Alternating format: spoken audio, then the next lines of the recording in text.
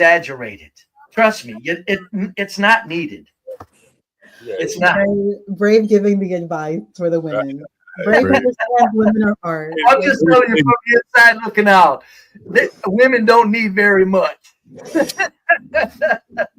They are God's gift to man, top to bottom. Brave, I don't know if you were up here. I think you were. Like, Brave, again, I talk about, like how, the differences, like there are just levels to it. And you saw that white boy, the one that was going to Germany, learn. I mean, Brave, he ain't got a damn care in the world. And yet he lives around this extreme poverty, and you can kind of tell he embraces it. I don't know if you noticed that, Brave. He goes to the black parades and festivals where they're shooting and shit like that, but yet this young white boy still goes. But he can go back to Germany for school, lives in this multi-million dollar mansion around here, and then you see a homeless man rolling by. That the black culture destroyed, as opposed to the black man stepping away from it and going, "Oh, never mind, I was just playing." Well, but the other thing is that why is this? Because that's what whites do. That's what makes me sick about people not understanding the black culture and the filth of it. When they say whites do it too, I'm going, no, the whites don't follow through. They step away and they carry on with logic. So the point is them bastard white people are giving you a false sense of value because they're joining you. They're being perverted. Actually, they should, and then they get to step away and carry on with their merry little white lives. That's what's always made me sick about white people. Yeah, and that was a very good, case in point there, Brave. Like, this was a wealthy white boy. Yes. Right. This motherfucker got money, Brave. His dad runs a biochemist lab. Like, that ain't nothing to sneeze at. When he gets around black people, John, it's like him going to a fucking zoo and he won't admit it. You filthy piece of white shit. In other words, if you don't want to be a part of it for real, how about speaking against it as in they shouldn't be doing it? Yeah. He like, see, this shit is like, that's the only way. Brave, I wish you could see these white people riding up and down the street with their bikes. White man just rode me down the street and he had like a damn generator on the back of the damn bike, Brave. They're trying to squeeze Amsterdam into this, Brave, but surrounded by. We need a lot more bikes. I mean, we just do. If you can do a bike, you should do a bike. Period. And I'm not even worried about sounding liberal for the carbon footprint. I'm just saying, folks, we're using up 50 oil tankers a day in the world. You look, hey, Brave, we got a live one here. What? Oh shit! Hey, listen, I must say, goddamn, you are the prettiest woman that's been here all day. Oh, thank you. Oh, have mercy. Have mercy. Hey, let me. Yeah, Brave, I'm gonna let you lead this one right here, Brave. You're a very nice looking woman. I must say they're very fit. You're top 2 women we've seen. Wait. Yeah. Where you headed? Where you headed today? I'm headed to Tribeca. Tribeca, have mercy. What are you doing? What are you headed to Tribeca for? To go home. I just played tennis. Wait a minute, you live in Tribeca? I do live in Tribeca. Oh shit! Wait a minute now. Wait a minute, Brave. Are you familiar with Tribeca at all, Brave? No, I'm not. Oh, okay. What is the rent like in Tribeca? It's pretty brutal. What is your rent like in Tribeca, if you don't mind me asking? Not great. What is like? What would you say is not great? Well, do you pay over 2,000? Yeah. 3,000? 4,000? 5,000? Not over. Now you pay 4,000? Over 4,000? Is that 1 bedroom, 2 bedroom, a house? 1 bedroom. Small 1 bedroom. How big is your 1 bedroom? I don't know exactly. But not large. So what made you pay over $4,000 for rent? Because you could have you could have lived in East New York and saved a lot of money. Yeah. You know where East New York is, right? Yeah. Or Harlem? Yeah. Or it was convenient. And then I had to commute to Jersey for work. You moved to Jersey for work. Oh, you commute to Jersey. Okay, yeah. Princeton. So that makes it very. Oh, you work at Princeton? Yeah. At the university? No, at a pharma company. At a what company? A pharmaceutical company. Oh, okay. Do digital health for pharma, drugs, And that's a big area for that. yeah. And we had to come in 50%. Oh, so I was not quite compliant still, but I needed to live on the west side. Oh shit! I didn't have your mic up. I'm so sorry. Oh shit! I'm so sorry. Let me rehash some of this. So you live in Tribeca. Yes. Your rent is over 4,000. Yes. 1 bedroom. Yes. Under 1,000 square feet, I would imagine, right?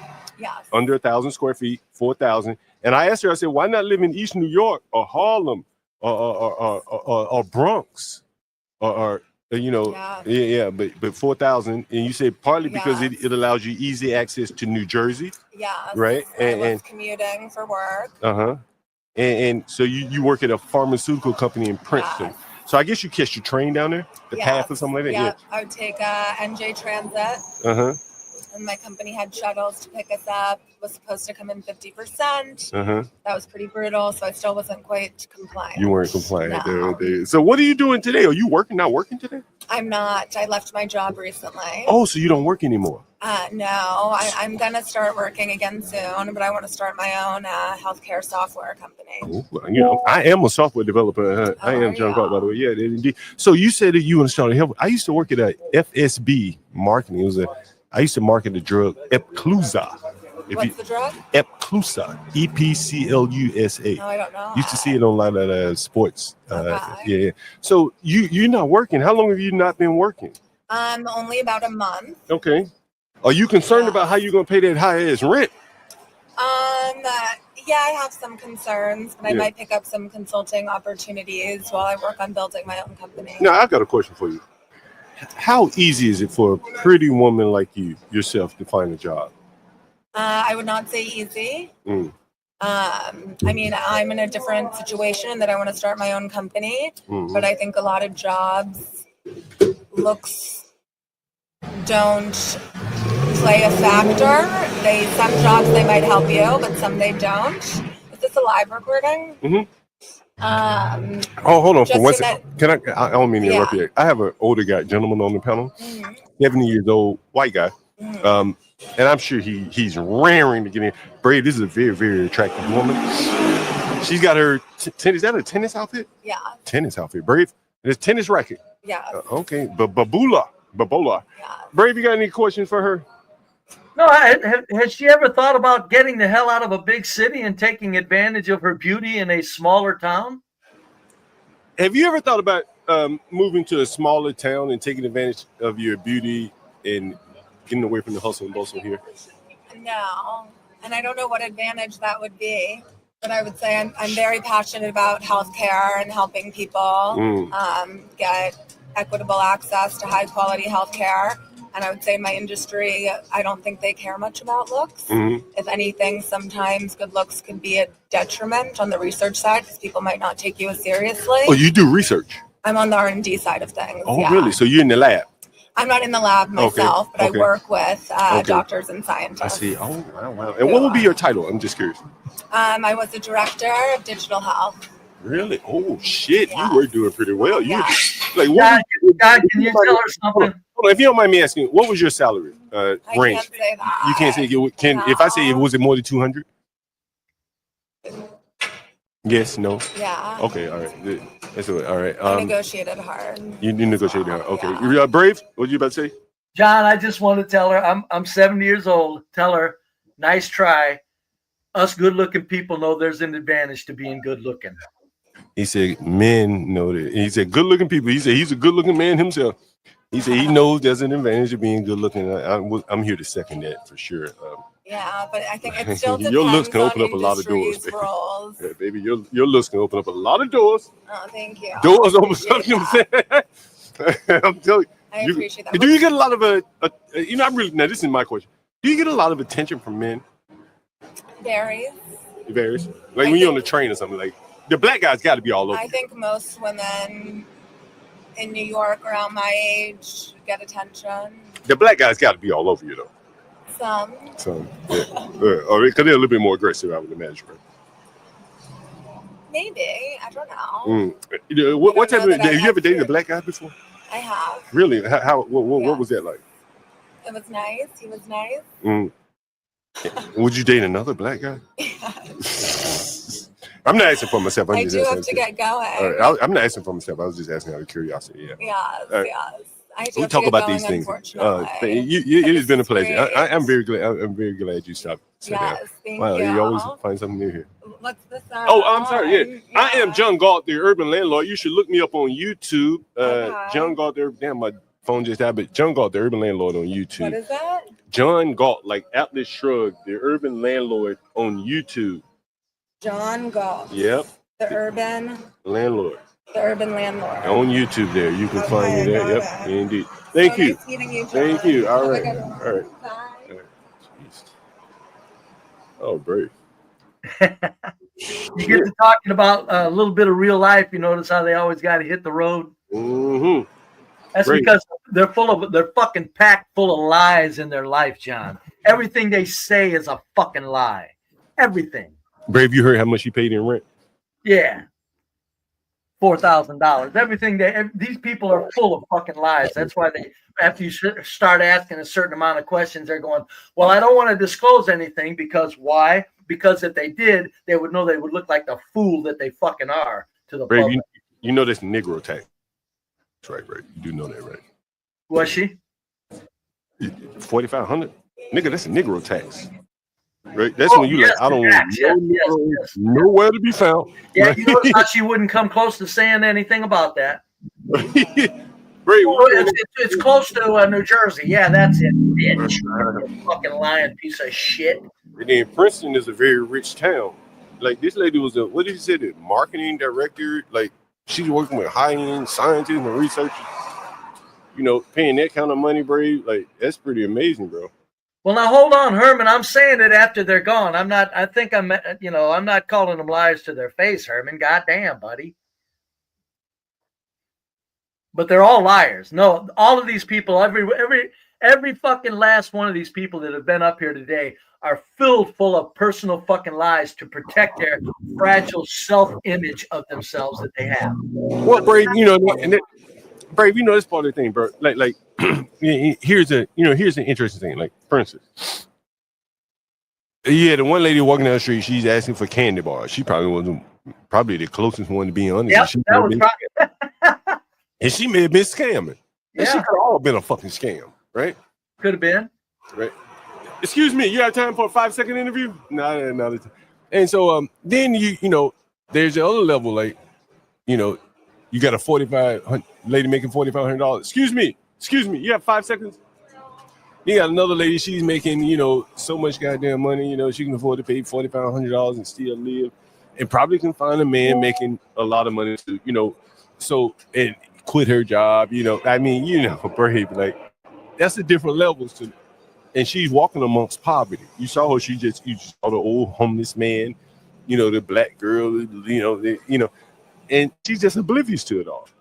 And that's New York, all different classes of people mixed amongst each other. And you have to kind of act like you're oblivious to it all, like you're just one of the regular old people. Oh, yeah. Well, hell yeah, you better. I mean, you don't want to go around acting amazed and disgusted. I mean, you're going to get in trouble. Come on. I do know how to act in big cities. Well, I think on the other extreme, they start to have a lot of we need better health care. Well, what health care do they need? They can all go to the doctor. Yeah, like the dumb stupid fucker saying poor people, where's Medicaid? It ain't going nowhere. Trust me, the poor right now, the system is set up. The poor people, and I couldn't go into it with that fucking idiot. The poor people in this country right now are getting better health care without going bankrupt than the middle class people in America are. Right. But see, that's what I'm saying. 66% of the fucking people that are fucking going bankrupt are due to medical bills. That's not the poor people, you fucking moron. But that's what I'm saying, Brave. In that, the shit motherfucking white people make me sick. She doesn't see them, more or less, right? She sees rich, she sees poor. She hears about poor. She sympathizes with the middle class. Oh, the rain. You talking about which one? The guy from Germany talking about where's Medicaid? Hey, shut your fucking mouth. Fucking poor people. They put pen to paper. The fucking poor people in this country, you got to have $80,000 to live like they live. But Brave, have you noticed the pattern of the whites here? Yes. Yeah, pity. That's what I'm saying. Pity. Oh, but they're all well-to-do, Brave. They're all well-to-do. One of them. Not one of them can say anything positive. Like, how about, okay, don't say it like I said. I get that. All right. How about just saying, this is the magnificent white culture, so we're doing probably not perfect, but we're doing pretty good. No, can't say it like that. Nothing even close. Nope, nothing even close. It's got to be like, oh, we're fucked. This is all fucked up.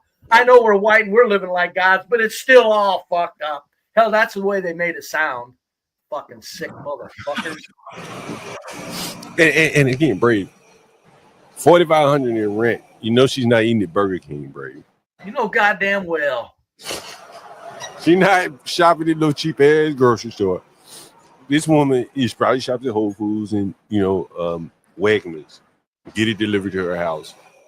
Like, she's living a wonderful life, man. Like, fucking wonderful. She can avoid the trash of society if she so chooses. You know, she comes over here by choice. To play tennis. Hold on, I better answer Ryan right quick. Don't associate me with your fucking stupid thinking, Ryan. It ain't the fucking government driving up healthcare costs, you stupid son of a bitch. It may look like that, Ryan, but I live in the real world. I know what's driving up healthcare costs. It's called fucking engineered decay of one of the most important facets of life, you dumb bastard. And you know I mean that in a nice way, Ryan. Excuse me. You have time for a 5-second interview? 5 seconds. I gotta go, I'm so sorry. You got 5 seconds. We already hold cameras. What's the interview? Whatever you want to talk about. Whatever you want to talk about. We won't ask you anything you don't want to talk about. Excuse me, you have 5 seconds for an interview. 5 seconds. The business today. 5 seconds for an interview. Yeah, there you go. There you go. You look like you're not a teenager, are you? I am. Oh, how old are you? I'm 16. Oh, you can't sit here. Oh, man. Yeah, Do you have can't. a channel or something? Yeah, John Galt, the Urban Landlord. I'm going to turn the camera away from you, though. John Galt, the Urban Landlord. How do you write that? John, Johnghngalt. Sorry, I'm slow. That's okay. Johnghngalt at the Urban Landlord. You're not in school? Not yet. Oh, what are you doing out here? I'm going to meet my friends. I start in September, though. You live around here? $2. Your parents live around here? What kind of work do your parents do to live around here? My dad is a graphic designer. Your dad's a graphic designer? Yeah. Well, your mom, she works? Well, they live separately. Well, my mom's a therapist. So. Oh, okay. Okay, cool. Well, I can't have you on camera, though, but thank you very much. Yeah. Okay, well, all right. Yeah. Another one, Brave. Another one. You see that? Yeah, I seen it. And if you got to question her, she'd probably be saying, pour this, pour everything. Oh, what was all of us? You fucking people of shit. Hey, Brave, here come a lady, a white lady walking down the street with a mask on. Walking the dog. Ain't this about a motherfucker? Let me see if I can get her to sit down. She got that mask on. Oh, shit. Excuse me, you have 5 seconds for a quick interview? 5 seconds. 5 seconds. Quick interview. Come on, you already waited to. Oh, she is. Oh, she had a fucking mask on. I mean, these people with these fucking masks on, Brave, this is unbelievable. Unbelievable. Still got masks on. 2025. But again, you really have to ask yourself, Brave, like, why would, and maybe they don't have any other choice, but why would you have your daughter living amongst these people? Like, if you could afford to do better, man, like. So they can brag about it to their liberal friends. We live in New York. We live right among the poor. We live amongst the poor, even though we're doing very well for ourselves in this magnificent country that we would never call magnificent. Oh, these fucking people are sick, John. That's 103.5. Come sit down. Come sit down. Come sit down. Yeah. Whatever you want to talk about. What you want to talk about? Yeah.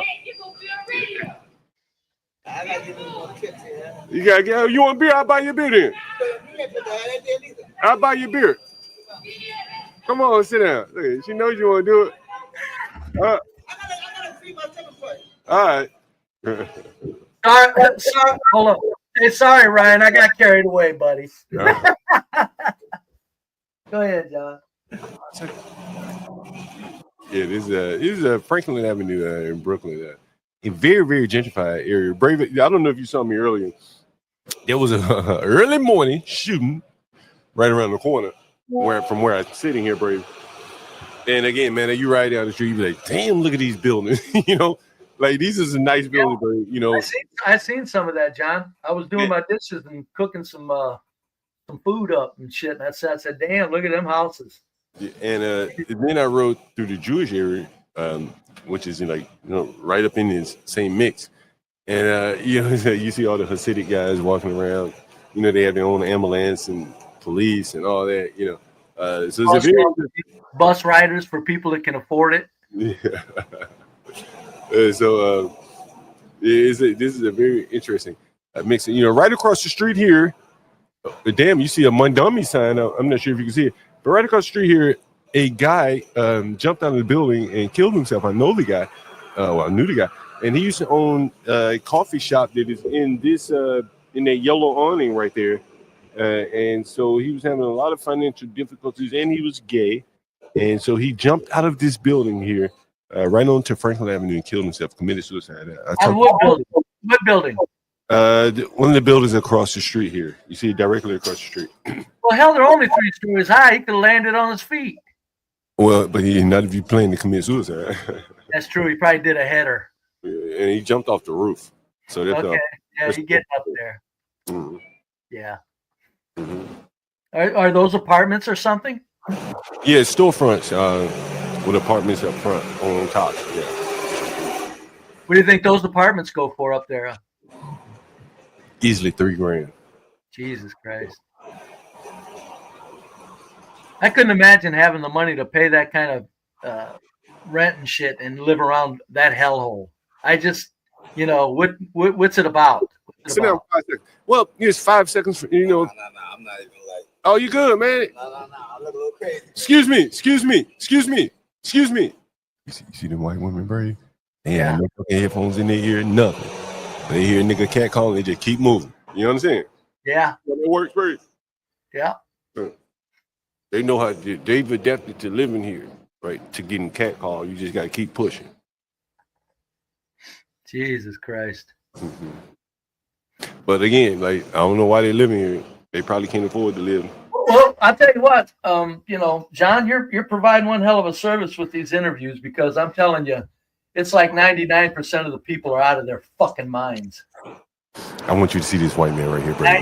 So far, it's been about 95% of the people are out of their fucking minds. And I'm not saying they're batshit crazy. What I'm saying is their thinking is silly, to put it mildly. It's just silly thinking. I wanted to get him. Every last fucking one of them. See, I get this black man right here, bro. You probably You got 5 seconds for an interview, my man. Whatever you want to talk about. Oh, New York shit. Yeah. Give us that New York shit. Give us that New York shit. You on with John Gall, the urban landlord, my man. Yeah. You on with John Gall, the urban landlord. We might well get right into it. Look like you got somewhere to go, right? Yeah, I just got off work. Oh, you just go see? You got nowhere to go then. You have nowhere to go. Yeah, shout out, this the Black Jesus, the Genie, man. Shout out the main event tournament. 14 years running. We had a great summer this summer downtown Brooklyn. Yeah, catch us next summer, year 15. Word, we going up, man. Genie here. Well, now what's this Black Jesus? What do you call it? Black Jesus, the Genie. That's my commentating name. I got a tournament downtown Brooklyn. What kind of tournament? Basketball tournament. Oh, basketball. Yeah. You got Black Jesus on your arm. You got okay, tag. That's okay. my nickname. Yeah. Mm-hmm. Solid. Okay. And what you say? You're lucky you work for the hospital. Yeah. My children born in NYU Lagoon. What do you? So what do you do in the hospital? Tournament hats. You got I clean up in the hospital, patient rooms, keeping a clean, safe environment. Making sure the hospital nice and clean. Housekeeper. I'm the best housekeeper in NYU. I swear to God, I'm the best housekeeper in the morning. The stuff I do, I go above and beyond. I got patients that love me. They be like, yo, you do everything. Them other people, all they want to do is take the garbage. They be like, yo, you mop, you sweep, you dust down, you creep, you speak, you drop your name. That's why I say I'm the best housekeeper. Man, it is a pleasure to see a young black man taking pride in his work. Mm-hmm. What gives you that? that inner that I'm gonna take pride in what I do, no matter how high or low it may be. You know, just from where I came from like the projects, the hood. So I'm grateful for the things I was able to achieve in my life by having a good union job right now. Well, you in the union? Oh boy, you doing good, huh? Yeah, 1199. Shout out 1199 SCIU. Benefits is great. Shout out to y'all. I'm trying to keep it going, keep it consistent. This is something I'm trying to keep for a lifetime. Not the same job, but the same brand. Right? There's always space to grow. Never forget that.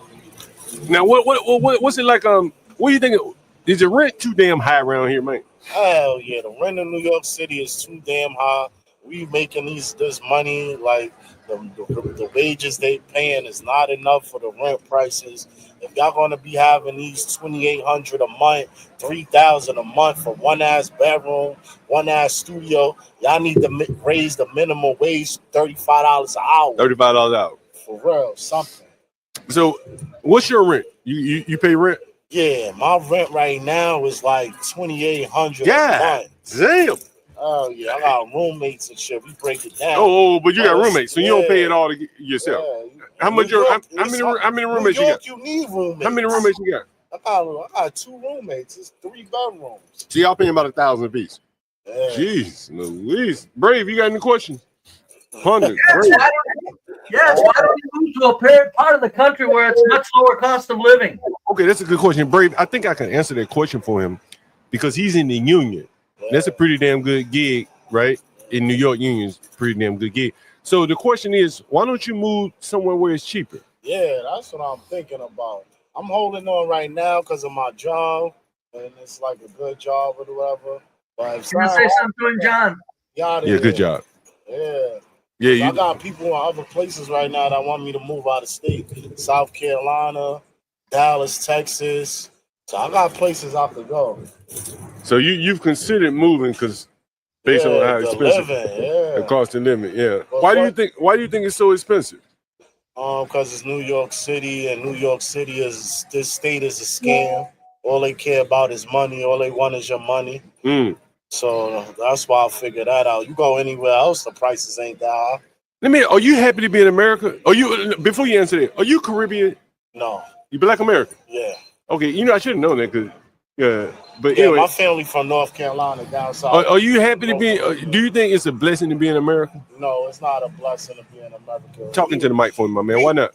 It's not a blessing to be in America. This is not even our land. We wasn't put here. We wasn't born here. We from another country. Right. Well, it's not a blessing here. This land is cursed. To be honest with y'all, this land is cursed. This is a cursed land. This land was stolen. Okay. This is the Indians' land. This land would never be a happy land until the redemption, until the people get what they deserve, reparations. Where would you rather be? Where would you rather be right now? I'd rather be on the motherland, probably. Yeah, lying motherfucker, you. Yeah, I'd rather. You dirty damn lying motherfucker, you. Anywhere but America, I wish. Anywhere but America. Yep. Yeah. America is bullshit now. Have you ever thought about leaving? Yeah, I wish I could leave right now. I'll go to Jamaica and live. I know he can't hear me, folks. You lying motherfucker. So hey, I got my penalty. He said, man, you lying like shit. You ain't trying to leave the comforts of America to go no damn Jamaica. America is bullshit now. You know how many people leaving America, moving to Ghana, moving to Thailand? There's people leaving this country going to lying ass motherfucker. Every one of these people lying. Better lifestyle, better living. Hey, my man, listen. Oh my God, you absolutely gorgeous. I just had to tell you that you have a wonderful day. She's lovely. Yeah. Hey, my man, like. How does this fucking idiot know she wasn't married? Hold on. I got 5 more minutes. Hey, how do you know she wasn't married? Oh, it's just a compliment. I wasn't asking her if she was married. Yeah, never mind it. Yeah, married woman. Yeah, talking about how you want to fuck her. Hey, you deserve it, you get it. Hey, my man, I got somebody on the panel. I would love to give you the make sure y'all Hey, I got an old white guy on the panel. Older white guy. What you got to say? He gonna bring it to you now. You don't want these headphones, boy. You don't want these motherfucking headphones. You want to hear you. You want these headphones? No. Oh my God. She got big old hands. Love. Damn. You don't want to hear, but you want to hear, but I go. You tell me what he's saying. Brave. Cause I'm about to leave anyway. Brave, you want to talk to him? I give you. Nah, I don't All want right. to talk to He don't want to talk to you, I Brave. ain't got time for Brave, you got a question for him? It's just my expression. Everybody got. You're asking why he thinks he can just talk to single women like he wants to fuck them outright. So he said, "Why are you just talking to these women like you can fuck these women? They could be married." I could talk to whoever I want. It's a freedom of speech in this world. Don't y'all know that? You heard that, Brave? It's a freedom of speech. Isn't there no respect for the institution of marriage? Now, y'all don't tell people how y'all really feel. And that's what y'all need to start doing. Put his ass on with the goddamn headphones, smart ass. Start being genuine to one another. That's the problem in this world. Run that fucking mouth. Put them headphones on. They don't like the GD, baby. The GD let you have it. Well, you get them stirred up over here, motherfucker. And this is what I do. I got my own. If he's gonna let him have it, put the headphones on. Podcast called The Main Event on YouTube. I does this. I'm a commentator. I've been commentating over 10 years. So I does this talking stuff. This is nothing to me. I'm looking for the goddamn wire. What the fuck I leave that? I must have left the wire at home. Yeah, I got 2 more minutes for you. Hey, any more questions, Brave? Before any more questions for the genie? Get out of here. Make sure y'all follow me on Instagram at main_facts. I do a lot in this community in Brooklyn. Tell us about some of the things you do in the community while we have you here. Well, I give back to community, school supplies, book bags. This is what we do at the main event tournament. We bring the community to the park. We keep kids out of trouble. We keep kids off the street. This is what I do out the love of my heart. I take my weekends, my Saturdays and Sundays, while y'all at parties in the park, while y'all throwing frisbees, while y'all barbecuing, I'm out there with them kids, really giving back to the community. So nobody can tell me nothing. My man, give us a shout out Instagram one more time. My Instagram is main_facts on Instagram, MAINE facts. There you go. You can follow my tournament at the Main Event Brooklyn on Instagram. You can follow my clothing page at Smoking TV on Instagram. I sell my own clothes too. I'm one of the hardest working men you will ever meet. Hey, let me ask you, how old are you, my man?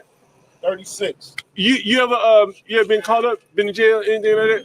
I've been to the county, Central Bookings, but not right now. Not right. Okay, my man. All right, thank you. Keep doing what you're doing. My man, you too, my man. Yeah, keep doing what you're doing. Go help them kids while you fucking with your fucking brain that fucking has women walk down the street and they can't walk down the street without you telling them outright you want to fuck them. See, that's what I'm saying. Hold on, man. Don't you understand that that's kind of like a psychological grape? Well, hold on. There's 2 or 3 things going on at the same time, Brave. What's that? We're gonna unpack here. First off, you see there are a lot of single black women going up and down the street. Correct? You seen this? You seen them married black women? No, hey, I got a man. I'm committed. We about to do this thing. There's nothing like that. Oh, was he hollering at black women? Yeah, one of the women had big ass, right? I mean, her ass is humongous, right? Oh, and okay. Well, then if he's sticking with inside of his animalistic culture, I guess it's a little easier. I ain't say he's sticking, but what I'm saying is, like, if he's shooting it out like that, like, basically, Brady, like, it's like you just trying to catch your stray. Yeah, but what the fuck? What if that black? There's no such a thing as a happily married woman in a black culture. That they got to walk down the street and have a man go, yeah, baby, I like to fuck you real good, sweetie. If that's the way they say it. Oh, baby, I love to sit. Let me have some of that sweet ass. Oh. Y'all will sit down for a quick interview. What, Brady? So I think, it's interesting that you noticed that, Brady, because, like, that is kind of like the mating calls. You understand? Like, yes, animals. That's my point about black culture. They're not rising to the human condition in 1,000 different ways. And so when you're like, how you know they ain't married? They don't give a fuck. Yeah, you don't give a fuck. It don't matter. But you can also respectfully, the only women who will sit down are unmarried women. A married woman more than likely is not going to sit down for an interview with another man. No, that's true too. So Right, take that into account. Yes, thank you. Yeah, there is some selection bias here. That's very true. But I'm just talking the way he's talking to them women walking down the street. He didn't know them. He didn't know who in the hell they were. I don't know if you can see this going across. You see this guy? He's carrying a barrel, a container. You see that? It's blue. I see that. Yeah, I do. You know what that is, right? Do you No, know I what that don't. is? All right. No. So he's Jamaican. So what that does, what that is the welfare is so plentiful here in America that these people send welfare home in barrels. So they collect a bunch of food, dry goods, and they put them in those containers. You send them back to their country. He's Jamaican, so he's probably sending it back to Jamaica. So you'll see that. I profile that. So while they get barrels and then they turn them into shipping barrels and containers? No, they fill them up and then they put them on ship. They send them back. Yeah, that's what I'm saying. They fill up a barrel and then they ship the barrel and food and everything? Yeah. So it's mostly dry goods, though. So right. Oh, of course, non-perishables. I mean, my God. Right. Because Craig, also keep in mind, there's a lot of American food that's just not going to be in Jamaica. So it's not necessarily that the Jamaican family is poor or indigent or needs help. It's just that certain treats, certain snacks are not available in Jamaica. Yeah, so you just send it back home, like as a treat, like good fun stuff, candy, chips, like Quaker Oats or like peanut butter, like Peter Pan butter, like American name brand food is not going to be in Jamaica. So those it's going to be expensive too. And again, very expensive. So just go ahead and you send it to your family. Yeah, and again, but the bigger point though is that they're not spending their money and sending this shit. Trust. They're sending it because there's a cost of putting it on the ship. This is by and large, and the New York Times covered it, and I covered it. This is by and large food stamp fraud, more or less. I don't know, whatever you want to call it, but it shows you the excess amount of food stamps floating around in the system that we have people sending it home to other countries. Yeah, Well, that's not an accident, John. You can bet on a lot of these programs, whether it's helping Mexicans or helping other people none of that is an accident. This is all engineered overflow, because that's just what this country is doing. It's an empire. It has to make sure that certain amounts of things get to these poor countries. Also, John and Brave, if I may share something with you that goes on in California, I don't know if they've actually tightened this up.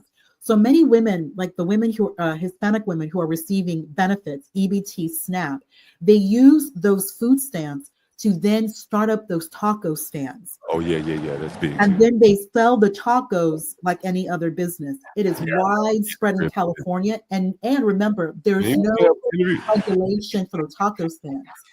So they're cooking food out there in the street with all the car exhaust, the dirt, and they're using government received funding to then make money. That's you can look up the street here. If you look up the street here, let me see if you can see it. There's a couple truck up the street here. Go ahead. Let me make something real clear. I have nothing against people scamming for food. I can't help it. I don't. The corporations go around the world creating political circumstances that are piles of shit, just like the corporations make this country, and we're in the good pile of shit. So with the corporations go around the world doing that, I have no problem with people scamming and doing stuff like that. I would do it myself. I can't hold it against anybody. It's human nature. It's human nature. Brave, I don't know if you noticed in the black guy, it didn't take long for me to bring it out. He had everything going for himself. Yeah. He bragged about how well he did for his job. And then as soon as you ask him, I forget the question. America. Right, there you go. Almost immediately. Man's paying it, he's probably got a pretty good place to live. It's $3,000 among three of them. That's why 70% of Black Americans, John, make me sick to my motherfucking stomach. But again, Brave, because they would have all applauded him. Every last 70%er. You tell them, boy. Tell him what? How we're living like gods, and he's pissing and moaning about stuff that he should be ashamed to be complaining about. And it probably would have, there's another element like, nigga, you up here bragging about cleaning up behind people bedpans and shit. It was rather interesting to hear him talk. Yeah, he had the spirit in him to do a bottom well. Yeah. Trust me, that was resonating with me, a bottom feeder, okay? Yeah. And then all of a sudden, but Now America fucking sucks. I'm going, Jesus Christ, there's no end to this motherfucker. You knew I'd get it out of there, right, bro? There's no end to it. I know it, John. John, that's what I'm telling you, man. You're doing society a great service with these interviews. Bray, you knew I'd get it out of him, Bray. You had to know. I knew it was in him. Oh, that fucking punk motherfucker didn't want to put on them headphones either when it came to an old white man, you chicken shit motherfuckers. That's the way a lot of these big mouth black motherfuckers are. Oh, wait a minute. This guy might have some brains. I better be careful. Bloop. I don't want to talk to him. Yeah, I know. I would have been very, very much of a gentleman asking him certain questions. But you know, again, Brave, as I said, man, like the disparity in the income, he could live another life, man. He will never be able to attain where that little pretty white girl lived in Tribeca. Can't do it. Doesn't have the mental capacity to do it. Doesn't have the family structure. Yeah, I really would have asked, like, do you understand you're complaining about this country while you are obviously low IQ and you're doing well? Does that sink into you, black man? Because that wasn't Ebonic, John. That motherfucker was half stupid. Well, but at the same time, though, this is the way he was talking before he started going off on a tangent is what you would hope to hear from the half stupid. Yes. That's my point. He's half stupid, low IQ, and he doesn't understand how fortunate he is in this place that he was complaining about. Amazing. Yeah. You want to know what that IQ would get you in a lot of other countries?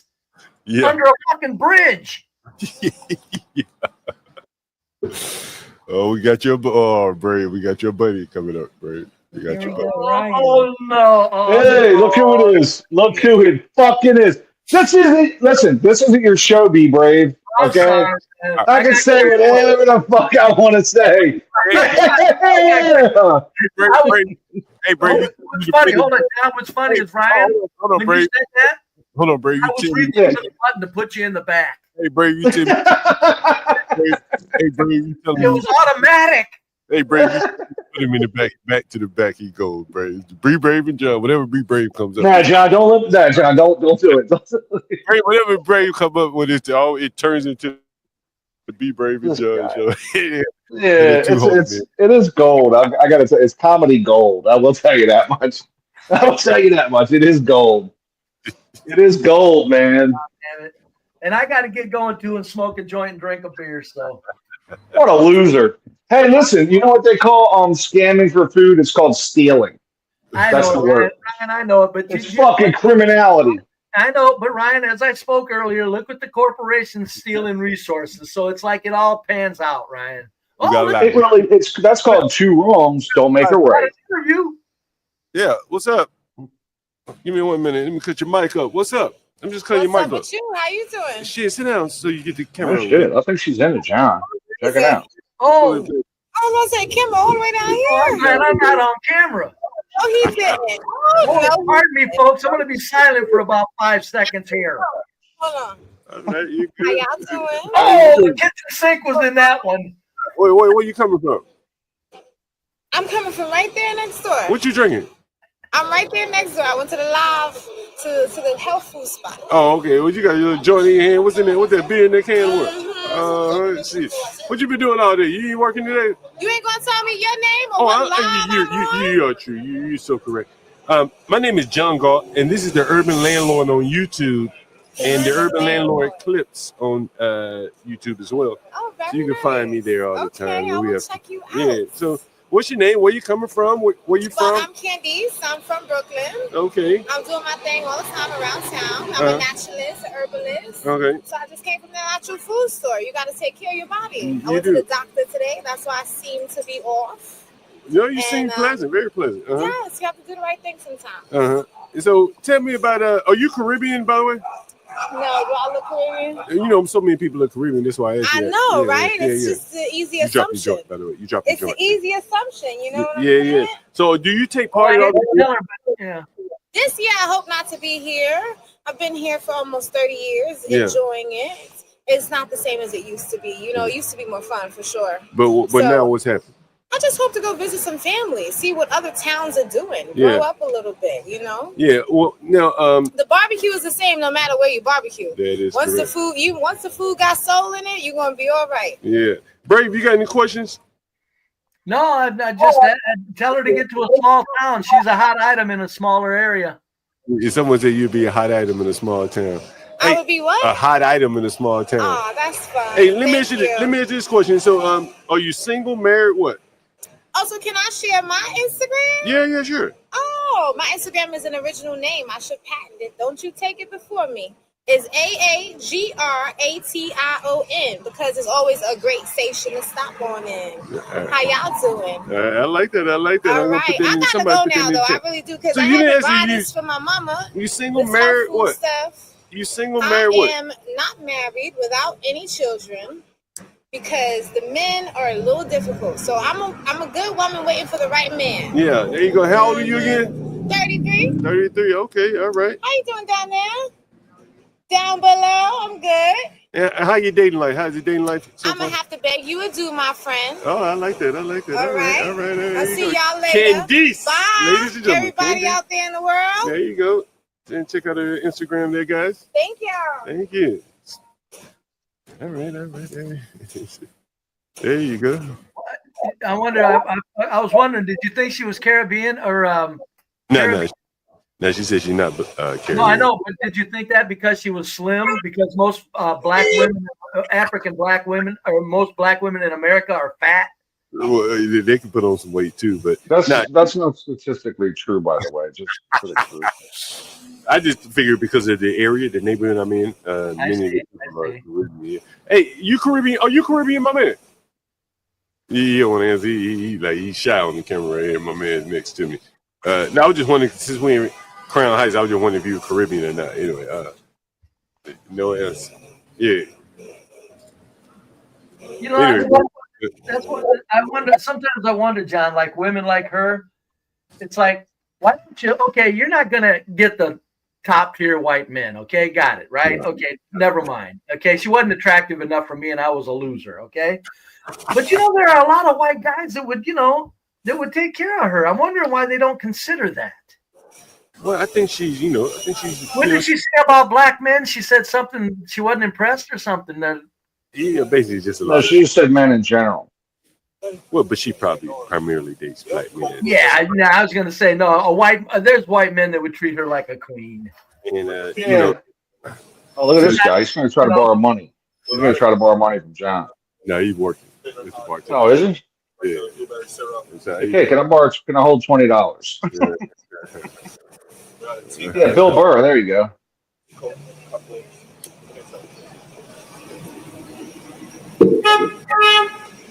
45%. It was probably 80% before. That's like the standard unit is man-woman marriage. By the way, it is a force multiplier. Yes. Yeah, it's a force multiplier. 1 + 1 = 3. You get way more shit done when you're married. Well, they always say two people can do something 3 times faster than one. It's so true. Like in terms of man hours, like even when you're doing a job around your house, no, it doesn't matter what you're doing. Yeah, it's just absolutely. Four hands are 4 times better than 2 hands. Not twice. Going up and down that fucking ladder instead of having somebody hand you the shit is such a pain in the ass. Yeah, just the whole thing. Yeah. I worked in piece rate, man. I've seen stuff. I've seen such a phenomenal amount of labor get done in like 6 hours. It would blow your fucking mind because everybody's working together like a fucking instrument. I like to say, there's also the time element. Everyone gets 24 hours a day, and if you loan someone an hour of your day, now he has 25 or however many hours he's awake. Yeah, and that's the biggest thing too. You can't be 2 places at one time. It's the same thing. Yeah. Well, I gotta go smoke a joint because John has showed us, folks, how much fucking humanity sucks. Yeah. Fucking stupid people that don't understand the magnificence that they're living in up to their fucking necks, and they don't get it. And I'm not saying that lightly, folks. This is bad. Right now, things are really fucked up in this country, in this world. It just means that people haven't really traveled, man. This is the fucking place to be. And these people that John interviews don't even have a fucking clue of the magnificence that they're up to their fucking necks in. It's disgusting. That's why I say 80% of human beings are fucked up in the head. They just haven't been out of the country. That's all, man. No, I haven't been out of the country. Why did I know it at 20 that we were living like gods, Ryan? If that dumbass goes to Ghana or whatever he was talking about, he's going to go, holy shit, get me back to America. That has nothing to do with it. The sheer fucking, your existence here. When you walk into a supermarket and there's a meat case that's fucking 60 feet long, that should strike you as like pretty cool. The produce department is 4,000 square feet of the supermarket. That should strike you as pretty cool. And it is kind of a miracle. Don't get it, huh? It is kind of a miracle. It is. It's kind of a miracle. It's like something that's like out of this world, and we're still complaining. What? I'm off the smoke land. We'll see you guys later, John. Thanks, John. Hey, what are you talking about tomorrow? That's the result. That's the outcome of American capitalism. There's yes, I agree. Variety of wrong, Andy. Yeah, certain idiots think socialism is good. Certain idiots think it. That's a mixed economy that makes it so all people have dignity and all people want to take part. In a pure capitalism, you would have too many poor people and you'd have too much stress at the bottom. The mixed wonders of collectivism is the foundation of this country, Missy. And we will talk about that on another show. Tomorrow, John, are you going to leave this up, John? Yeah, I'll leave it up, Bert. Yeah, I'm probably going to fast forward through this on a stream and point out how many of these fucking idiots don't understand how fortunate they got it and the stupidity with which they lied to themselves with, which was more pathetic than anything, is that they've got themselves convinced of this shit. It's just ignorance. They haven't traveled. It's not ignorance. It's not ignorance. It's a mental illness, Ryan. No, ignorance is like lack of understanding. It's not. I know what ignorance is, fuckhead. I got to dig. I've looked it up a long time ago. I'm saying it's a mental lack illness. of knowledge. As a psychiatrist, these people are fucking mentally ill. They're deluded. So, hey, it's time for the psychotropics. See you guys later. God, that was really abusive. He called me a fuckhead. He's brave for you. It's brave. Yeah. No, he's idiot. Hey, listen, he's right though. You know, just go to Mexico or any of these other fucking countries, man, and you quickly go, holy shit, it's good in America. Truly amazing. Yeah, I was surprised by that last dude, actually, to be quite honest with you. Considering, he has a pretty good job. He's in the union, so he has a lot of protections. He doesn't really have a lot to complain about, but there he is. They just don't. It's what I've learned is it's not poverty that's the issue with many people. It's the difference in income. So in other words, it's the income disparate difference that they're mainly upset about because they think that billionaires are all over the place. When there's 330 million countries of people, and there's less than 1,000 billionaires. Like it's so statistically unlikely you're going to be a billionaire. They mainly bitch about the income difference versus the poverty now. So that's the next thing. But really, there's no real. We all live pretty fucking good, man. It's a good place to be. That's why everybody's trying to get in here. We have an you mentioned two countries. What do you mention? Haiti and Ghana were better. Did he say Haiti was better? Or what did he say initially? I doubt he said Haiti. That's what I'm saying. Like, I don't know of any Caribbean country that's close in terms of living standards. Ghana certainly is not. No, hell no. So, how about the Cayman Islands? Ryan, what do you think? If you have a lot of money, it's nice. So, but it's still difficult to, let's just say, chaotic special needs predator. But is that chaotic? Is that CT? I don't know. It might be. You want to come on? Well, man? If you got money, it is. CT, I called him the other day, man. Man, he didn't call me back. Disappointed by that. Call me back. You got my number. One thing that's good to know, Ryan, is that many of these smaller island countries that like the former colonies, A great example is Suriname. They were given the opportunity. Do you want to remain in Europe, so remain with the Dutch, remain with the UK, or just be your own sovereign nation on your own? These countries opted to remain with Europe. Total complete sense. Why? Because you're an island nation. You're an island nation. You're small. A small island nation means a small economy, and you're going to be limited as to what export you give out. You need a larger country. You need a country to collaborate and also do business with. And you also, like, if your children, it limits your children to just stay on the island. It becomes we got a live one here. What's up, my man? What's up? How you doing? How's it going? You say you got an interview here already? Yeah. Who are you interviewing with? Shay. Interviewing with Shay? Yep. Oh, okay, I know Shay. Oh, you're interviewing for a job? Yeah, for a job. Oh, they're trying to bring you in for a bartender? No, barback. Barback. Oh, you man, it's a hard work there. Been in the industry for 30 years. You've been in the industry. You might need to come a little bit closer to the mic there. My bad. Yeah, not a problem. Yeah. So, what's your name? John. John, where you from? Originally from Detroit. Yeah. What brought you out here?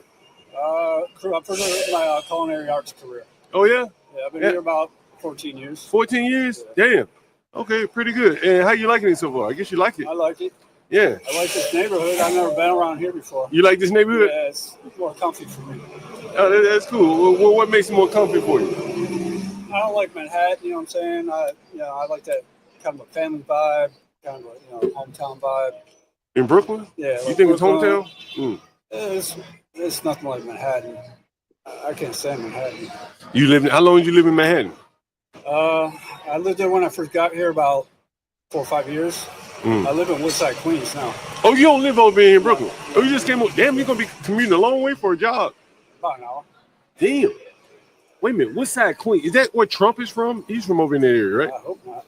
I think he's from like in that area, Woodside or some part of Queens. 65th and Broadway. Like by Flushing and all that. Yeah. Sunnyside. Yeah. I can't remember exactly what area Trump. So what are you doing now? Me, I'm just doing I'm actually doing stuff for Meta VR. Say what? I'm designing apps for Meta VR. Oh, you're a software guy? Yeah. Oh yeah. I do it on my own time now. Oh, okay. So like what are they like freelance? Yeah, freelance. Until I can make it a permanent career. And I haven't been in it that long yet. Do you sell the apps that you create? Yeah. Really? I get contracted to do mods and assets, things like that. Really? Go into video games. Oh yeah. What's the video game you've worked on? It's all small independent games. Yeah. For now, I mean, I can't get into the big guys until I have enough credit, enough clients built up to where they can recognize me. How did you get into that? I just bought a VR set like 5 years ago and got into being a developer and went from there. That's pretty. So you just did it yourself. It's kind of how I learned. I've been in video games since a little kid, though. I'm an 80s kid, so Nintendo, all that was my life. Oh, man. So you want to work here, man. You picked the right time to work here. This looks like a good joint. Something I'd be comfortable. How did you find out about this place? It's Craigslist. Oh, really? Oh, they advertise on Craigslist. Okay, that's interesting. I ran pool halls and, stuff like that in Detroit. Yeah. For a while. So it's more of my atmosphere. You ever bump into Eminem over there in Detroit? Yeah, you did? Yeah. Really? Yeah. So you met him? I went to the Detroit Music Awards. I was at his house because one of the promoters was my boy. Really? Yeah, I shook hands with the man a long time ago. Yeah, what's Eminem like? He's a cool cat. Really? He's like me, man. He's a Detroiter. Yeah. You seem like a real urbanish type white guy. Yeah, I'm from the hood. You from the hood? 8 Mile? That, yeah. You from 8 Mile? 8 Mile? Yeah, around that area. Telegraph, last year area if you know Detroit. But same area. Like, would you be considered like what they would say, like poor white trash? And I'm not saying it in a derogatory way, but like, would other whites look at you like poor white trash? I grew up like till 9 years old. I was in the ghetto. You was in the ghetto? My family moved us out to the suburbs. So you like white? Yeah, I was poor white trash. So okay, that's what I'm not saying it is bad. Hell, I'm poor right now. Yeah. In Detroit, it's like black and white Arabic. You know what I'm saying? Like over here, it's Spanish and Dominican, white, black, things like that nature. But it's very interesting, man. I'll put in a good word for you. I know her. I appreciate it, man. Yeah, I know her. Join out. It looks like a perfect spot for me. Yeah, you probably saw me in the pictures and shit. You must like working around black people. I love it. Do you? What the fuck you like working around black people? It's crazy as hell. I'm just like skin. That's all. Is that what you really like working around black people? What do you like working around black people? I really don't know how to explain it. It's just a different soul to it. Different soul. Ask him if it's because he can show up late a lot. I never really got along with tonight. Goddamn, let me call Be Brave. Hold on. I got to call a good buddy of mine. So I'm really into hip hop and rap and stuff. Oh, you into hip hop and rap and I shit? went to the battle rap clubs in Detroit all the time. Oh, is that right? I might be No. He likes CPT, color people time. He likes that. Half hour late, no problem. I got to call Brave. Should I call Brave? Guys in the chat, should I call Be Brave on this? Absolutely.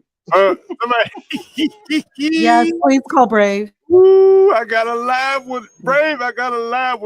Wait, log back in. He's Brave. a fucking liar. Hey, John, ask him if he would rather if rich whites want to live around poor whites. Brave, if you're watching Brave, we got a fucking live with you, Brave. We got a live with Brave. I'm on the wrong. You don't have anything to worry about, bro. I'm gonna put in a real good word with you with Shay. No. I'm gonna put in a real good word with you with her. You know what I'm saying? I know. Yeah, man. I can't speak on the people, but I can speak on that. If you want, I'll put in a good word with it for sure. Give me 1 minute. She just walked in a few minutes ago. It's not really the job, you know what I'm saying? This is the people I Yeah. work for. Yeah. I work for the people. I don't work for the machine. Yeah. Yeah, I feed the machine because you gotta feed them. You gotta pay your bills. Yeah. What's up? The people ain't right. I'm not right for it.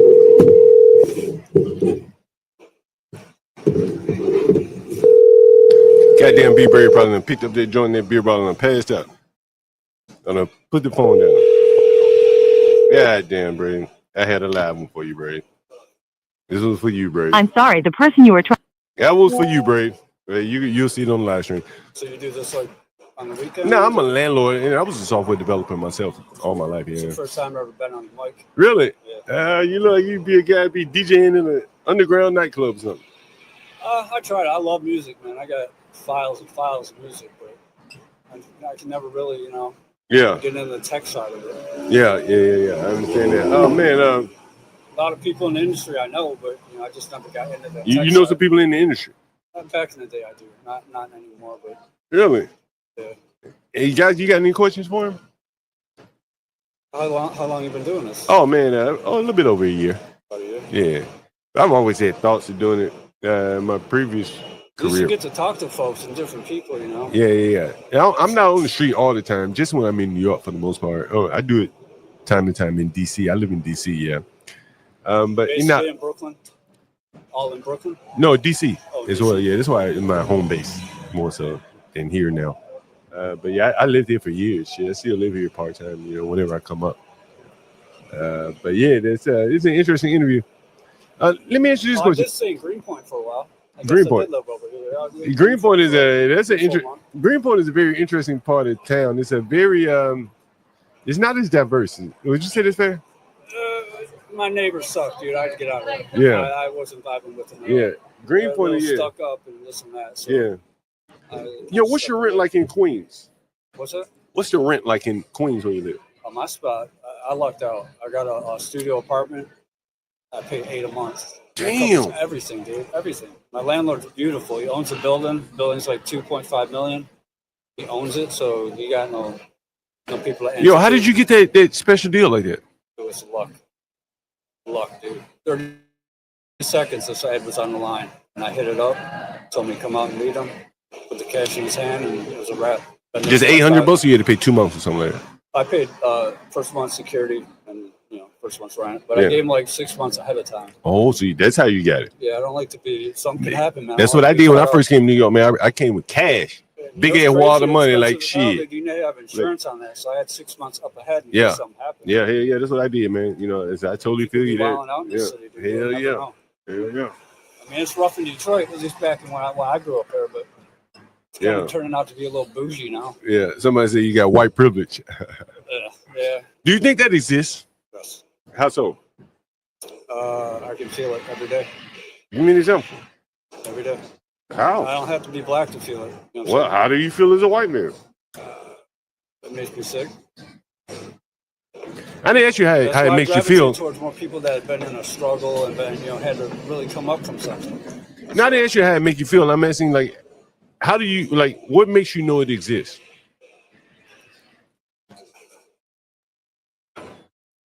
How things are portrayed to us from birth, basically, in the news, how people talk,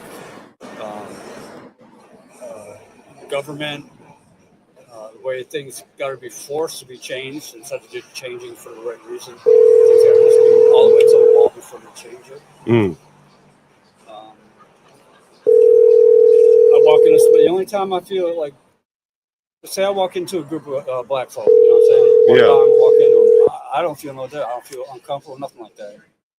Now, another white person that may like me, they might cross the street and walk the other way, or they might. It's hard to explain. They just pump it into you from birth, and I never accepted it. So you felt white privilege My since parents birth. didn't like black people. Your parents did not like black people. My grandfather didn't know. Why do you think they didn't like black people? Because the color of their skin? Yeah. Just strictly the color of their skin. They're ignorant. Do you think that blacks Because should? you see something on TV. Well, let me ask you this question. You got to be fucking thinking that way. Do you think that blacks would be better off changing the color of their skin? Like if they could, No. But I mean, they would make, people wouldn't dislike them solely because of the color of their skin. If they could change the color of their skin. I really don't think it's the color, to be honest with you. Okay, so what do you think it is? That's what we're told, but So what do you think it is?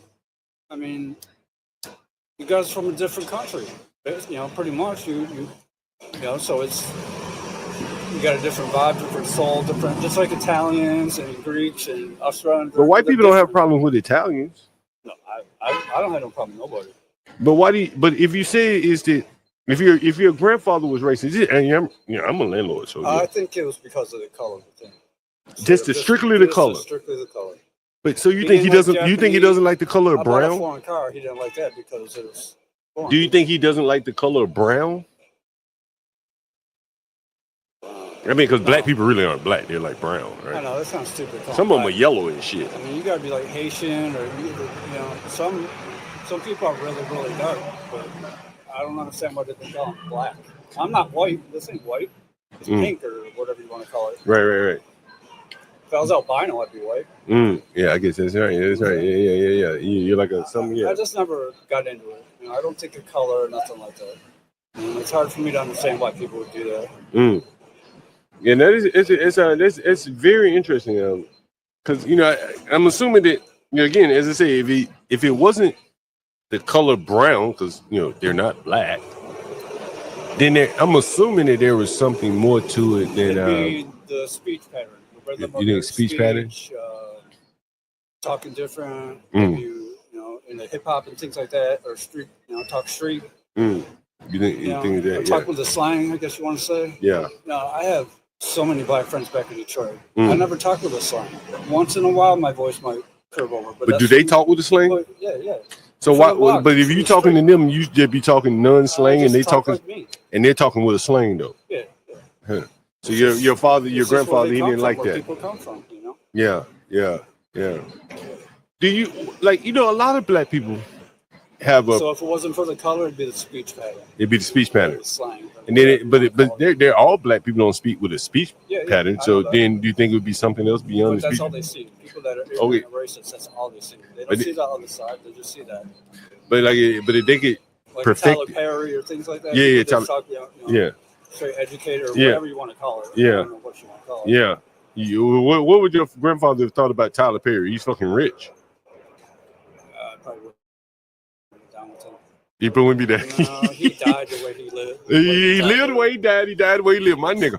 That's my nigga right there. Yeah, man. You got to go out with your beliefs. I truly believe that. I would give a fuck. You can't let propaganda and shit change your mind. That's how I see it, man. I mean, that's what he thought. That's what he thought, man. He got to people go with do what you that think. Just to get attention and get a reaction, but it ain't even them. Yeah. And then when you press them down far enough to where you find out if it's really them or not. Yeah. Most of the time it ain't. But you sound like your grandfather was a good man, had conviction. No, yeah, he built my grandmother's house for her. Yeah. It was the only house on the whole neighborhood. Right. Took care of my family. Yeah. My mom's house. Yeah. Put me to college. Yeah. So you can't just judge him by him being a racist now, can you? Right? It was just one bad part. You said just hold on. There, I got an ambulance. So I was saying you can't just judge him solely by him being racist, because it sounds like you describe him as a good man. The times that he grew up in. Yeah, okay, fair enough. It doesn't matter because you still got a brain and you still got a heart. But you it's don't have just to follow that. But at the same time, you still sound like you. He was a good man. No, yeah. He was a good man. Yeah. To your grandmother. Yeah. To your mother, father. Whoever. Yeah. My father had to ask him for food. He bought us food. He bought us food. We were struggling. Yeah. What did your grandfather do for a living? He was in the military. He's in the military all his life? So he's a career man. Oh, really? Okay. What was the highest rank he achieved? I don't know that much about him. Yeah. You met him though, right? Yeah. Okay. But he died when I was like 11, 12 years old. Oh, okay. Okay, cool. Your father never told you much about him, anything like that? No, not too much. I was adopted. My father adopted me. So it's not. So you're not. My mother's side is my grandfather. Oh, okay. Okay. My father's adopted me. Oh, so your mother married your father, then he adopted you. Okay, so your mother did your mother? She never told you. The guy that helped make me used to beat the shit out of me and my mother. Oh, really? So she found. Wow. Okay. So, but she never. But so she told you he was racist. Yeah, I guess she told you. I knew it. I didn't have to be told. Oh, so in terms of meeting, he would tell you like, "Hey, stay the fuck away from them niggas and shit." Yeah. Well, I tell you to your face. And what would he say? Give me an example of him telling. You saw him telling somebody to their face. What would he say? I couldn't roll up to his crib with the, little bro, man. Dark skinned dude. Little 8 Mile nigga, you could roll over 8 Mile. Driveway up, dude. He come out with a shotgun. He come out with a fucking shotgun. You better take that nigga somewhere. Old school hate. You got to take that nigga somewhere. Is that what you think? You better take that nigga back where you brought him, where you found him. That's right. Damn, that's interesting. So, but you loved him. The whole neighborhood he lived in was all white. All white. But you loved him though. You loved him. Yeah. There's no reason to hate somebody just because they think. Right. Yeah, you can't hate somebody just because. Yeah. You didn't go out and beat people. Or right. You just didn't want them in his house. No, I lived in Tennessee for a little bit. Yeah. There's some old school hatred there. Yeah. Yeah. Nasty hatred. Have you ever dated a sister gal? Do you know what a sister gal is? Mostly black. You mostly date black women? Really? Okay. And then, did you ever bring one of them sister gals to his house? I bring them wherever the fuck I want. What did he say when you brought that sister gal to his house? He told me to go home. He said, "Get the fuck out of here." You were already in there with her. Went. So wait a minute, you were already in there with her, and then he walked in up to his house and walked to the front door. And he said, "What? You gotta go back home, I already told my girl that's what's gonna happen. So why the hell did you take her there just to prove I wanted her to meet my grandma. Did your grandma get to meet her? Yeah, my grandma came out. When she came outside, y'all had to go walk to the driveway. She don't give a fuck what my grandma has to say. Yeah, but she know what her bread butter though. Grandpa buttered that bread. Yeah, but my grandpa don't fuck with her though. What do you mean? My grandpa wouldn't fuck with her. What do you mean? Fuck with what to do or your grandma. Oh, yeah, she a just pistol. as tough as my grandma. Is she really? But she wasn't racist. No. Now, why do you think she wasn't racist? I don't know. I was way too young to really get into all that. Really? Yeah. And most of my family died out before I can really get any information. Interesting, man. Interesting. Man, don't let me hold you up from your interview, man. This is a great interview, bro. You've been very, very honest. I don't even know if I'm doing good or nothing like that. Oh, man. You know what's good is honesty. A lot of people don't want to be honest, man. They're afraid that my grandpa was a racist. That, dude, because I watch podcasts on TV and I can see when they're not being truthful. Yeah. It's like, dude, just be you. Yeah. People don't like it then.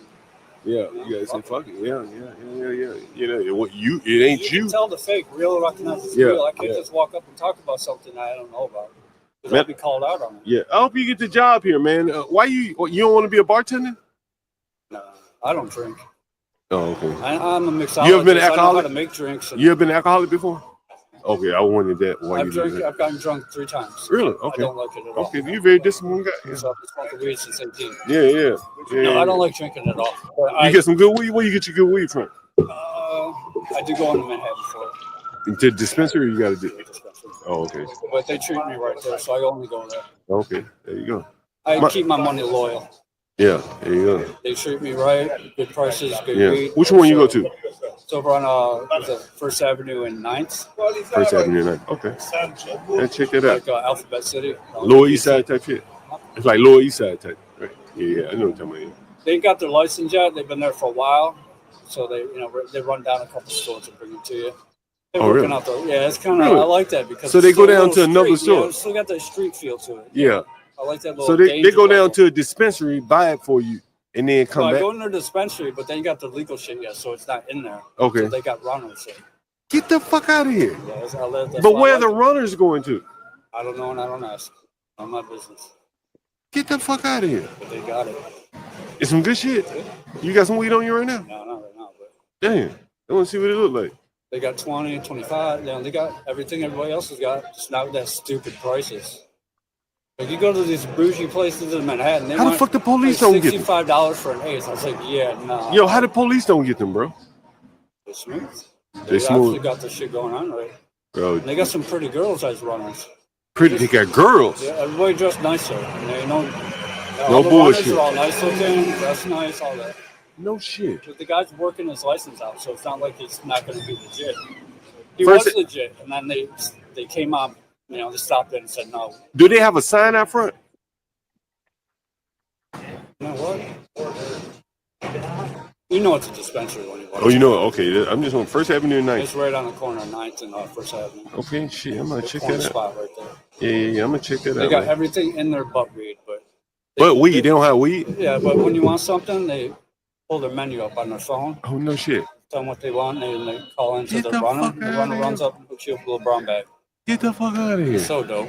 Yeah, From that old school. I used to go to up to Washington Heights back in the day. I used to go there, man. Like 170, 169, 168. Yeah. 168. Yeah, I know what you're talking about. 171st, Yeah. Boys on the, Yeah. boys on the block. Well, them the old days, the 24/7. Dominicans. Yeah. Yeah, bro. Running They shifts, serve dude. it They up had up there. professional shifts. Yeah, 24 yo, hours. bro. Scouts, watch out, Bro, all that. bro. Let me tell you. Go up in the You know, buildings if you have like, to. bro. Let me tell you what blew my mind, bro. When, you know, I come in from I Alabama. miss going up there, dude. Sorry, man. It's almost like magical, right? Going up there to buy weed. You know, you going up there. You probably buy all kind of drugs. But I remember going up there and they would have I only like fuck with the people that sell weed, though. I don't like the other clientele. there would be people that like more or less be assigned to you, or at least that was for me. Well, they see me coming. I Yeah. should drop $200-$300 when I stop up on the But block. they would never like front run somebody. They say, "Yo, you here for Terry? Okay, cool. Terry will be down in a minute." These other guys with weed, they never were front running. It was like they were honorable drug dealers. They all work for the same dude. I guess that's it. I know who to holler at. And Yeah. And they even said, man, you ever got any problem when you come out here? Give us a holler. We'll take care of that shit. Yeah, it was really amazing It to took see. me 3 or 4 times to go down there with somebody that knew him, so they knew I wasn't police or wasn't. Yeah. Now they strictly keep it about business up there. You got to give them that credit. Yeah, I had The to get- Dominican boys. Yeah. I had to earn their trust before I could just come down and by myself. Yeah, man, I ain't been up there in years, man. But yeah, you could go up there. Yo, I'd be up in the hallway buildings, bro. Yeah, go up in the building, like Yeah, be on the block, or when the street's hot, you gotta go up in the building and sit Bro. there and chill. No one would call the police. I'd be amazed. They'd be out there smoking weed and shit. Be like, yo, no one's gonna call the police. Nothing. I Like, don't have no time what? for that nonsense. Yo, No, they would block. Did they get hot? There was so many that got shot over there yeah. years ago. Yo, I got stopped and frisked up there. Did? Only time ever, man. Stopped and frisked. Yeah. Police just jumped out, man. Like stopped and frisked everybody. It's the only time I it's ever happened. got a $200 ticket in Inwood. I used to live in Inwood. Oh yeah. I just had a little roach. I think someone saw me smoking and they called the police thinking I was selling. Because these police walked me all the way up the hill to their car, all the way down to the station, ran my friend for a roach. Yeah. Man, you better get to that interview, man. Yeah, You it's, tell her- 5 o'clock. You tell her John Galt said he gave you a good word. I'll come in there and talk to her. I just saw her come in there. Have you met her before? No, it's the first time. She's a nice looking woman. She's a nice looking woman. Email and She's a nice looking woman. I will say that. So don't be mesmerized when you see a sister gal. Real nice looking light skin. I don't know if there's all of her hair, but she has a lot of hair. She used to bartend here. So you tell her I gave you a good word. I appreciate it. Yeah. Indeed. I I'll come in there and talk to her when I'm got too done. many friends, so it's kind of lonely up on And I know the owner too, man. I get the owner a good word for you. What's your name again? John.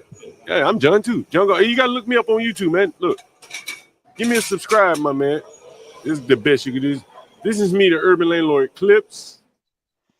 And then, oh yeah, all right, my man. All I got a right. nerve condition.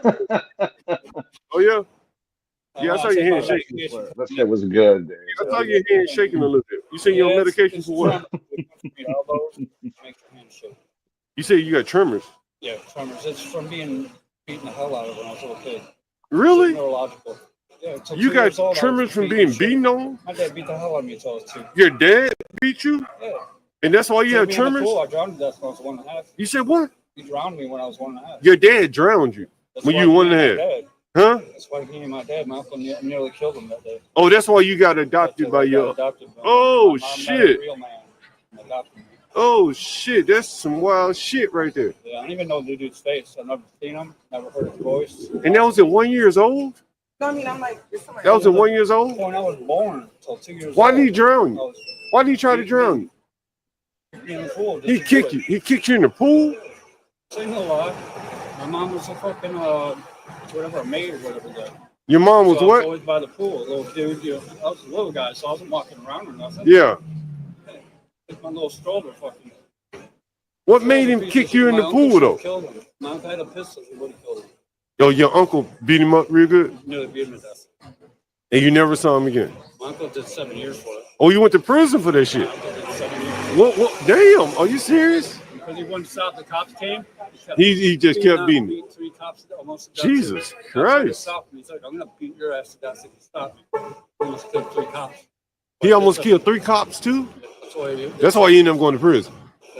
Yeah. Jesus He told Christ. the cops. I was told the whole story. He was not going to be stopped from fucking beating this guy's ass. So he was intent on killing him. Trying to pull him off, beat these cops to where they couldn't move no more. Oh, he beat them till they were Beat him like. to the ground. My uncle was trained by Bruce Lee's dojo company.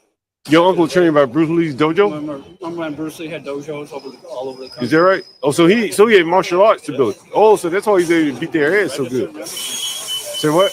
Registered and everything. Oh, he's registered. Yeah. He's dead now, but he wasn't that Yeah. good. God damn. That's man. Everybody has a story, bro. Everybody. Know it. Yeah. No, you wouldn't know it by looking at you, but damn, that's fucking crazy, bro. But to still be So a you good person drowned. and not hurt people or nothing like that, that's- So they brought you back to life. Sheesh. can you imagine? And that caused your nervous condition. Yeah, something in my brain. I mean, I was still alive. I still saw stuff. Yeah. Even though I was like not even 2. Yeah. So whatever my brain took in, it fucks some shit up in it. No shit. When I see like women getting hurt or pushed around, I'll start getting jittery. Yeah. It's not a good thing. Amazing. Yeah, man. I mean, But it's I've learned to deal with it. yeah. Man, it's an amazing story, bro.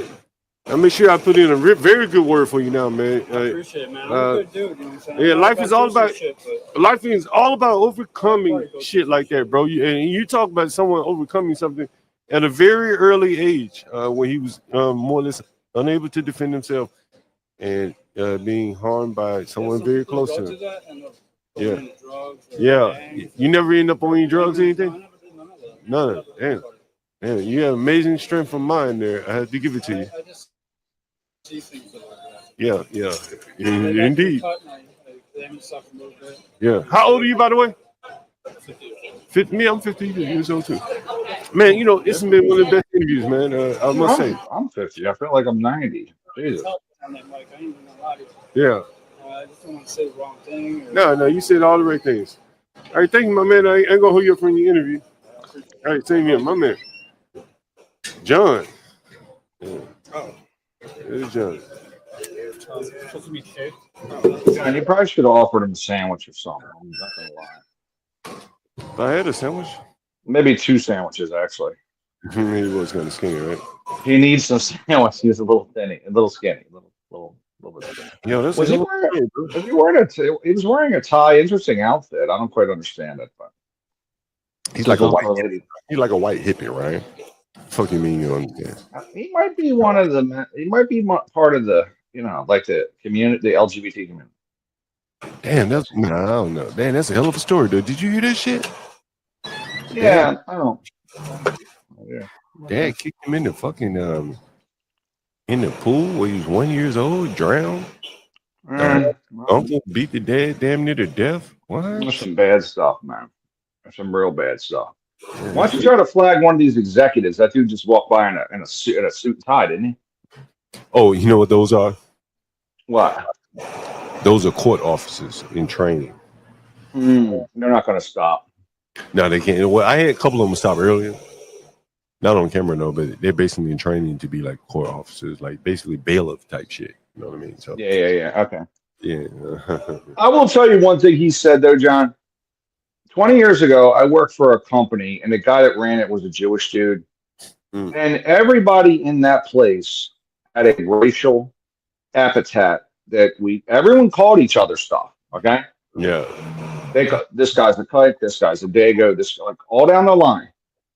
But everybody had each other's back, and it all worked really well. Like I just think that people are so sensitive now.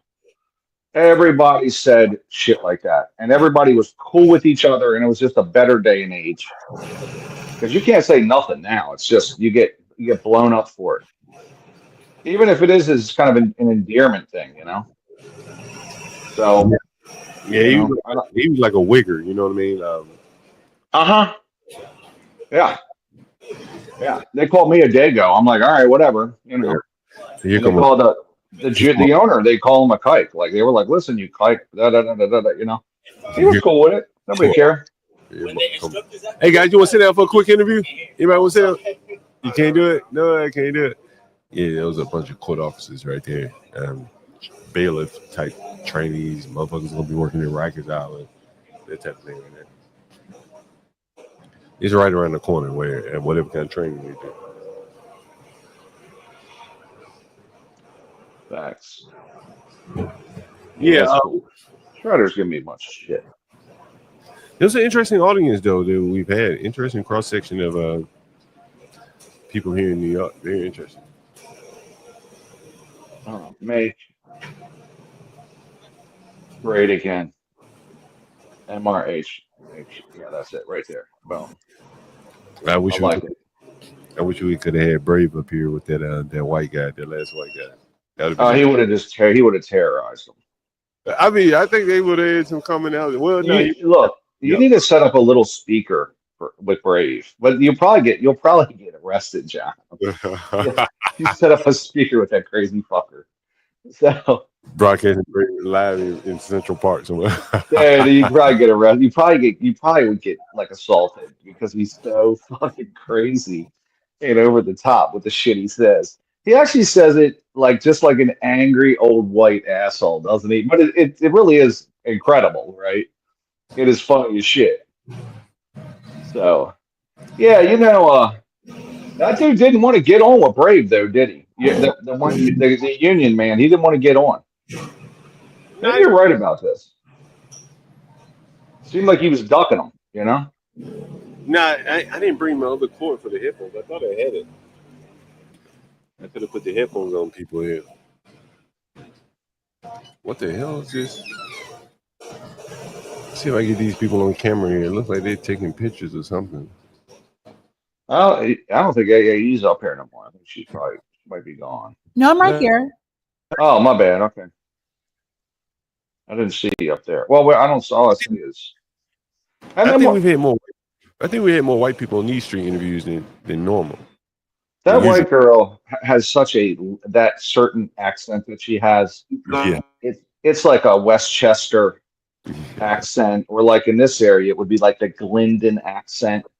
It's super annoying. Or like there's a lot of like JAPs out in like Owens Mills that kind of have that accent. It's very fucking super annoying. Super annoying. I'm from Westchester. Yeah, that's right. That kind of shit. Done already? AAE knows what I'm talking about. Long, huh? Really? What she asked you? My background, what I've done before, if I can work late nights. I'm just trying to hang out and shit.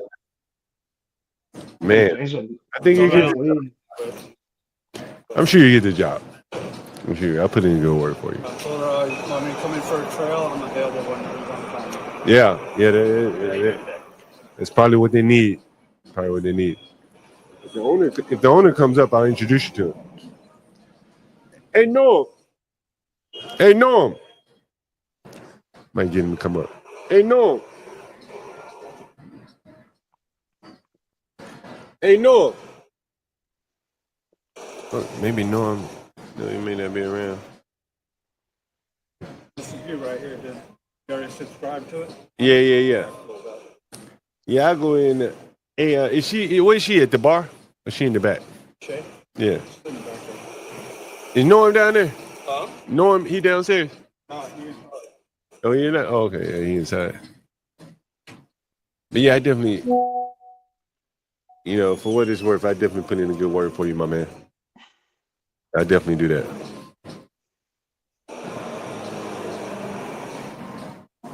I talk a lot of some crazy shit over here.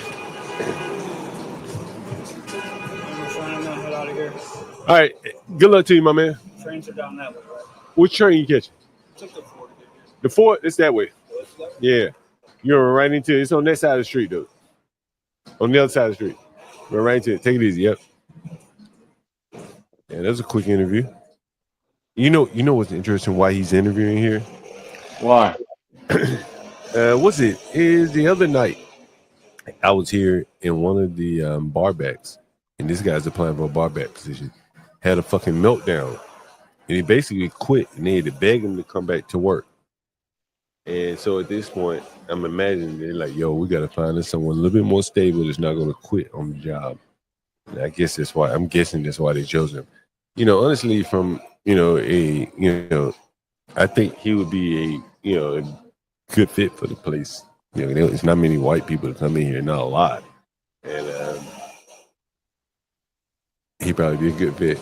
Kind of diverse. What is this neighborhood? Is it like a mixed neighborhood? Is it? What's the primary? It's definitely mixed, but it's mixed in a way that's kind of interesting. So, the majority of the business is probably owned by Jewish people. This is Jewish centric center here. This is Crown Heights, the center of they have like some world congregation, Congress, Jewish, whatever the hell. They have different groups. So there's one group in Williamsburg, and there's a group here, and this is maybe the largest group. And so you remember when the Jewish guy was crawling out of the hole? You going, man? Take it. He was Orthodox, wasn't he? Wasn't he Orthodox? Right. So I rode by there today. Excuse me. You got 2 seconds for a quick interview? 2 seconds. Come on, I knew you want to sit down. What's up? You're a cutie, huh? How old are you? What is that? I don't understand. I'm 28. Okay, you can sit down, man. Go ahead, sit down. Yeah, what's up? What's up? How are you? I'm doing. You got a nice voice too. Jesus. Thank you. We've been getting a lot of pretty women here today. I tell you, boy. If I was, okay, I just cut the camera off. My bad. Let me pull it back a little bit, boy. We've been getting the women in here today. Yes, we have. What's your name? I'm Naz. Naz, like Nas, the rapper. Like that, yes. But how's it spelled? N-A-S. Spelled the same way. Is your hair natural, by the way? It is natural. Jesus Christ, the Lord is my shepherd. You know what I like? I love that natural hair. Thank you. So what are you that shit kind of long too, huh? Yeah, it's great. Look, can I rub my hand today? You might like kind of touch your hair. I don't like to have anyone touch my hair. I'm sorry. I could not ask. Anyway, so where you headed to?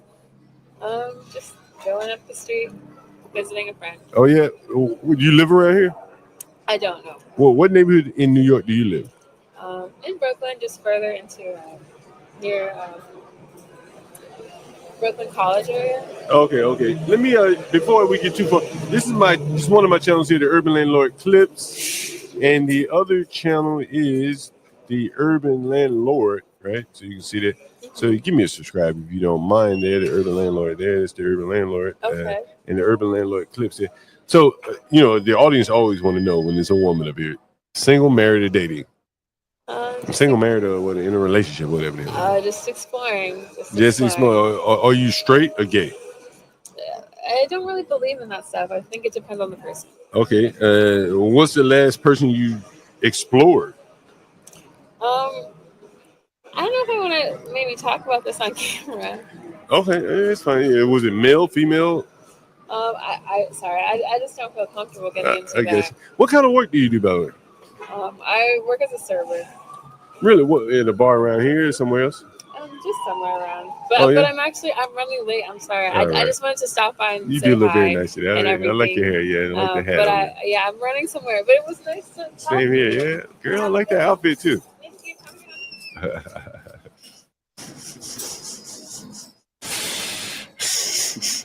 You think I'm scared her, right? John fully scared her. She's like, this dude's scaring the shit out of me. I gotta go.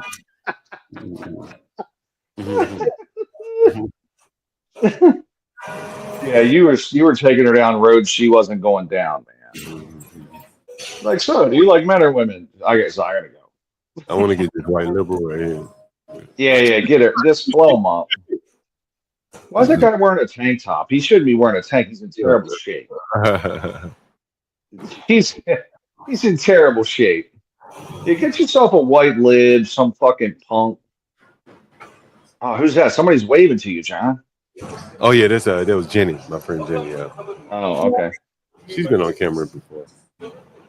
You know what's interesting about Jenny? This is interesting, you guys. So the lady that was waving, you've probably seen her before, Jenny. She was a Cuomo supporter. And so she's looking at this shit like, what the fuck? Like, we're about to have Mondami in office. You can see. You want to sit down for a quick interview, my man? What's up? What's going on? Yeah, sit right there. Yeah. What's going on? Not much. Me, you're talking to the mic, my man. What's going on? Mondami or Sliwa? Okay. What that mean? You don't know who Mondami is? No.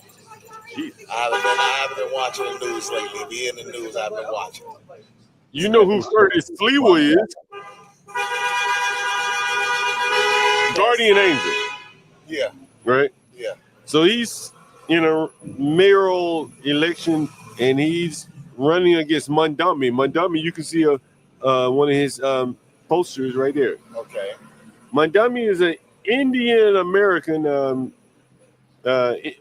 Some guys, what is he? Indian American what? He's Ugandan by nationality. Indian American by way of Uganda. That's interesting, right?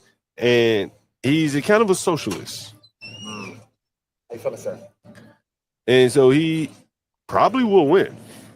Okay. And so he's kind of a socialist. How else would you guys describe him?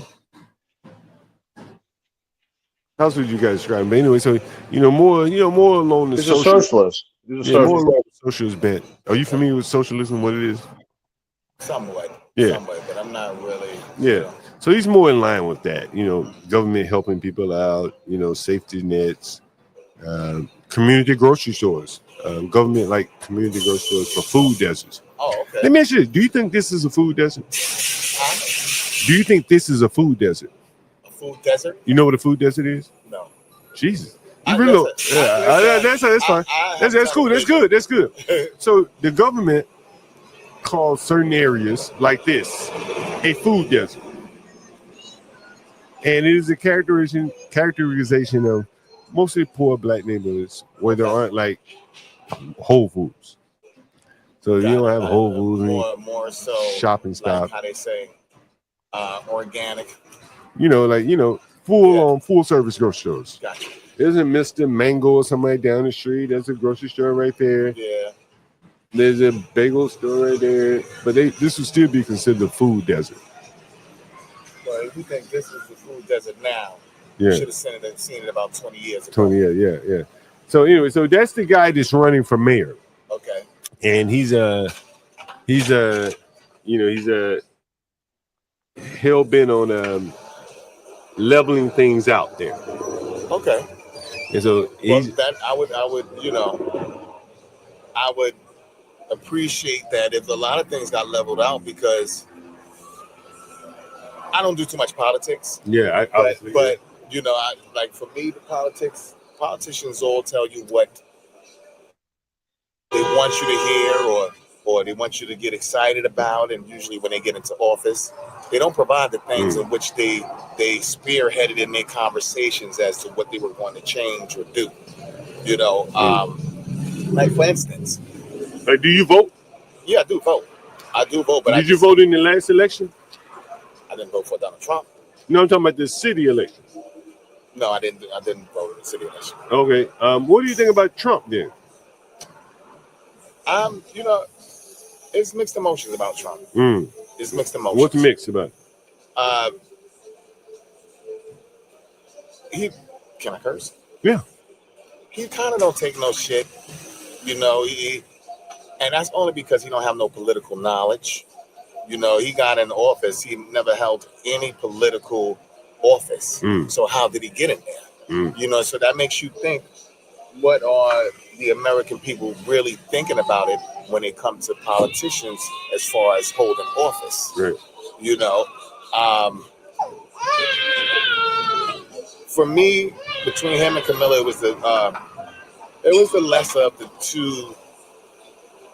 It's just I don't want to say certain things, but it just, for me, she also stood on a lot of political things that when I was reading about her, you know, and the prosecutor in California, she put a lot of black brothers away. Okay, and me being a black man, you know, it didn't really sit well with me. But yes, I have to say, you know, her being a minority. But even when they say she was a minority, using the sister girl, the black, whatever, when she first got in office, she was more worried about helping the Indians. She didn't classify herself as black. Okay, so that I was a little, you're just doing this to get the black people vote. You know what I mean?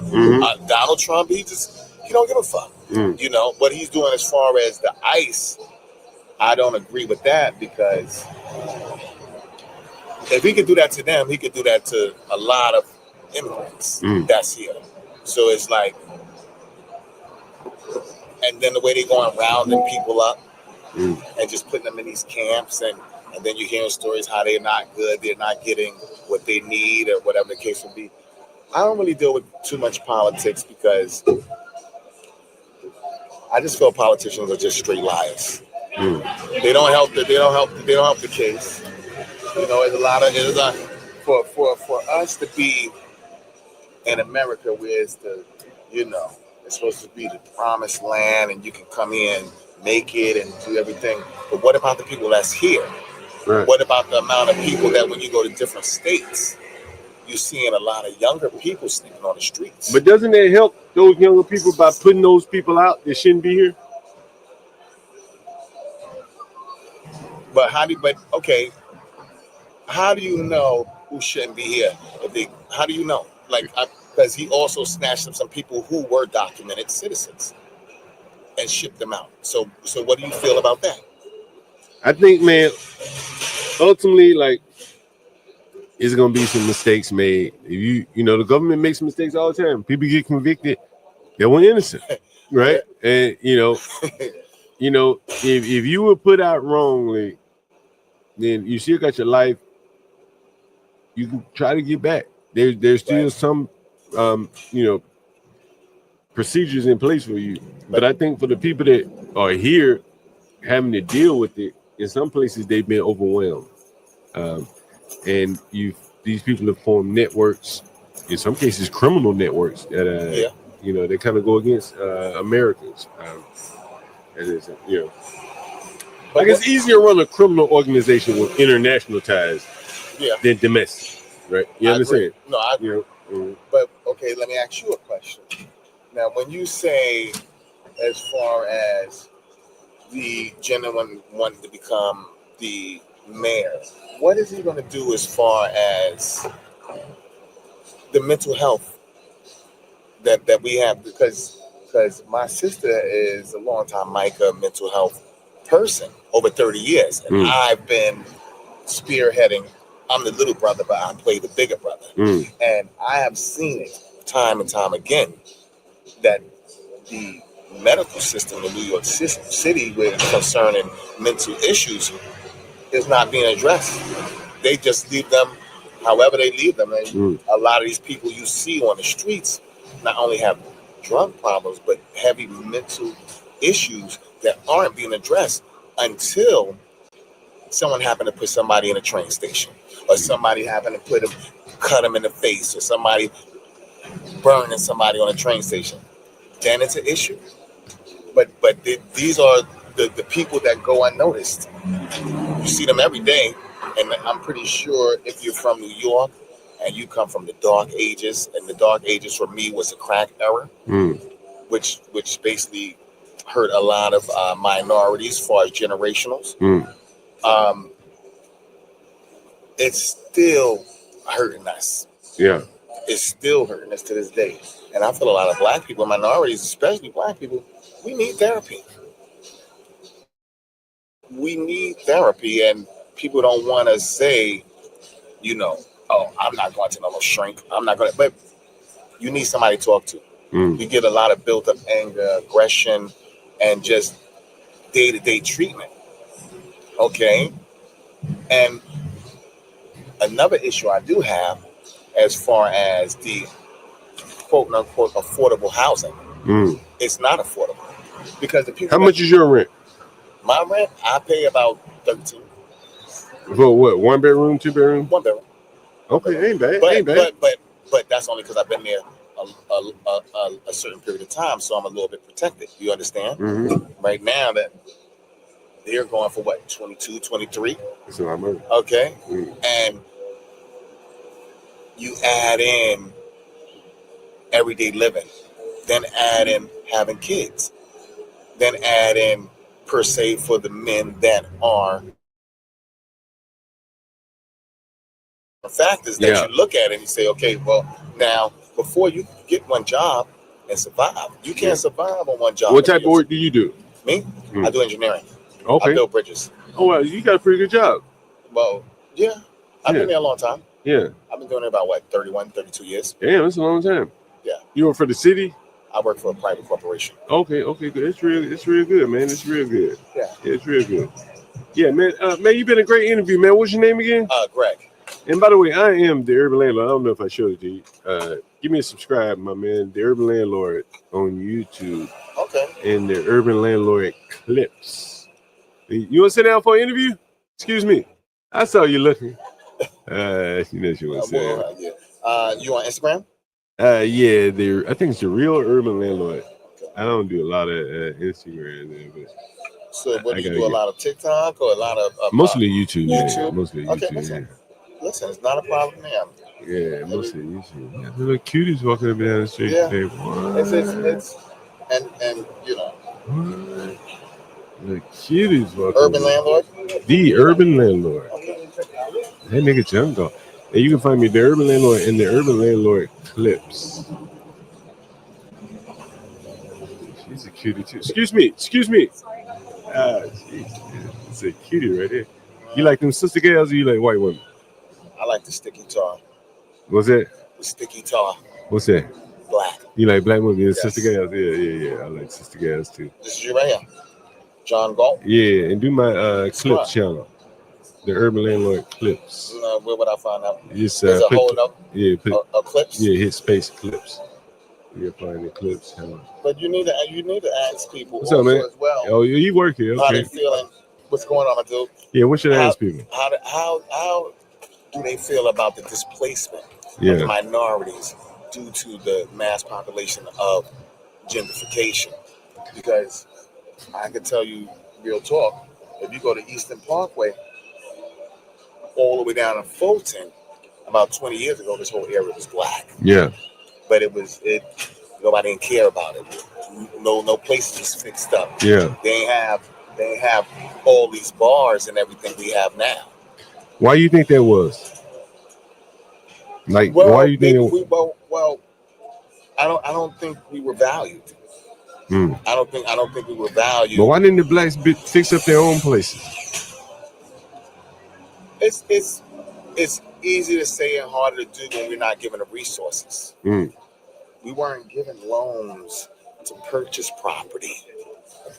When other people come in and you know what's going on. Sorry, what's up, man? When other people come in and they is full of money. Yeah.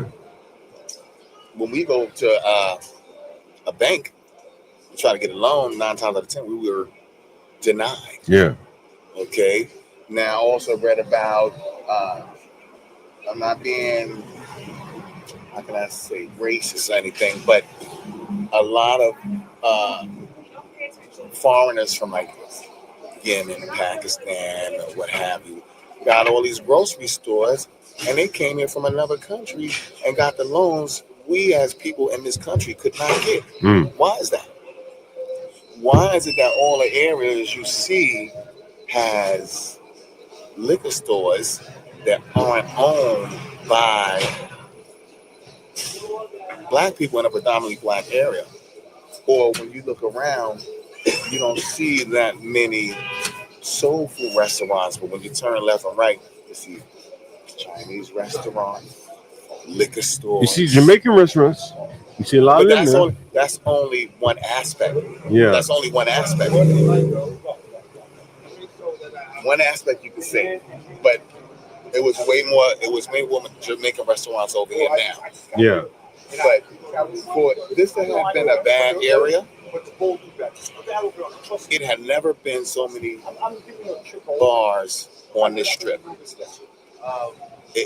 When it was bad, it was in no bars. No bars like that. Maybe one or two. But now it's flat.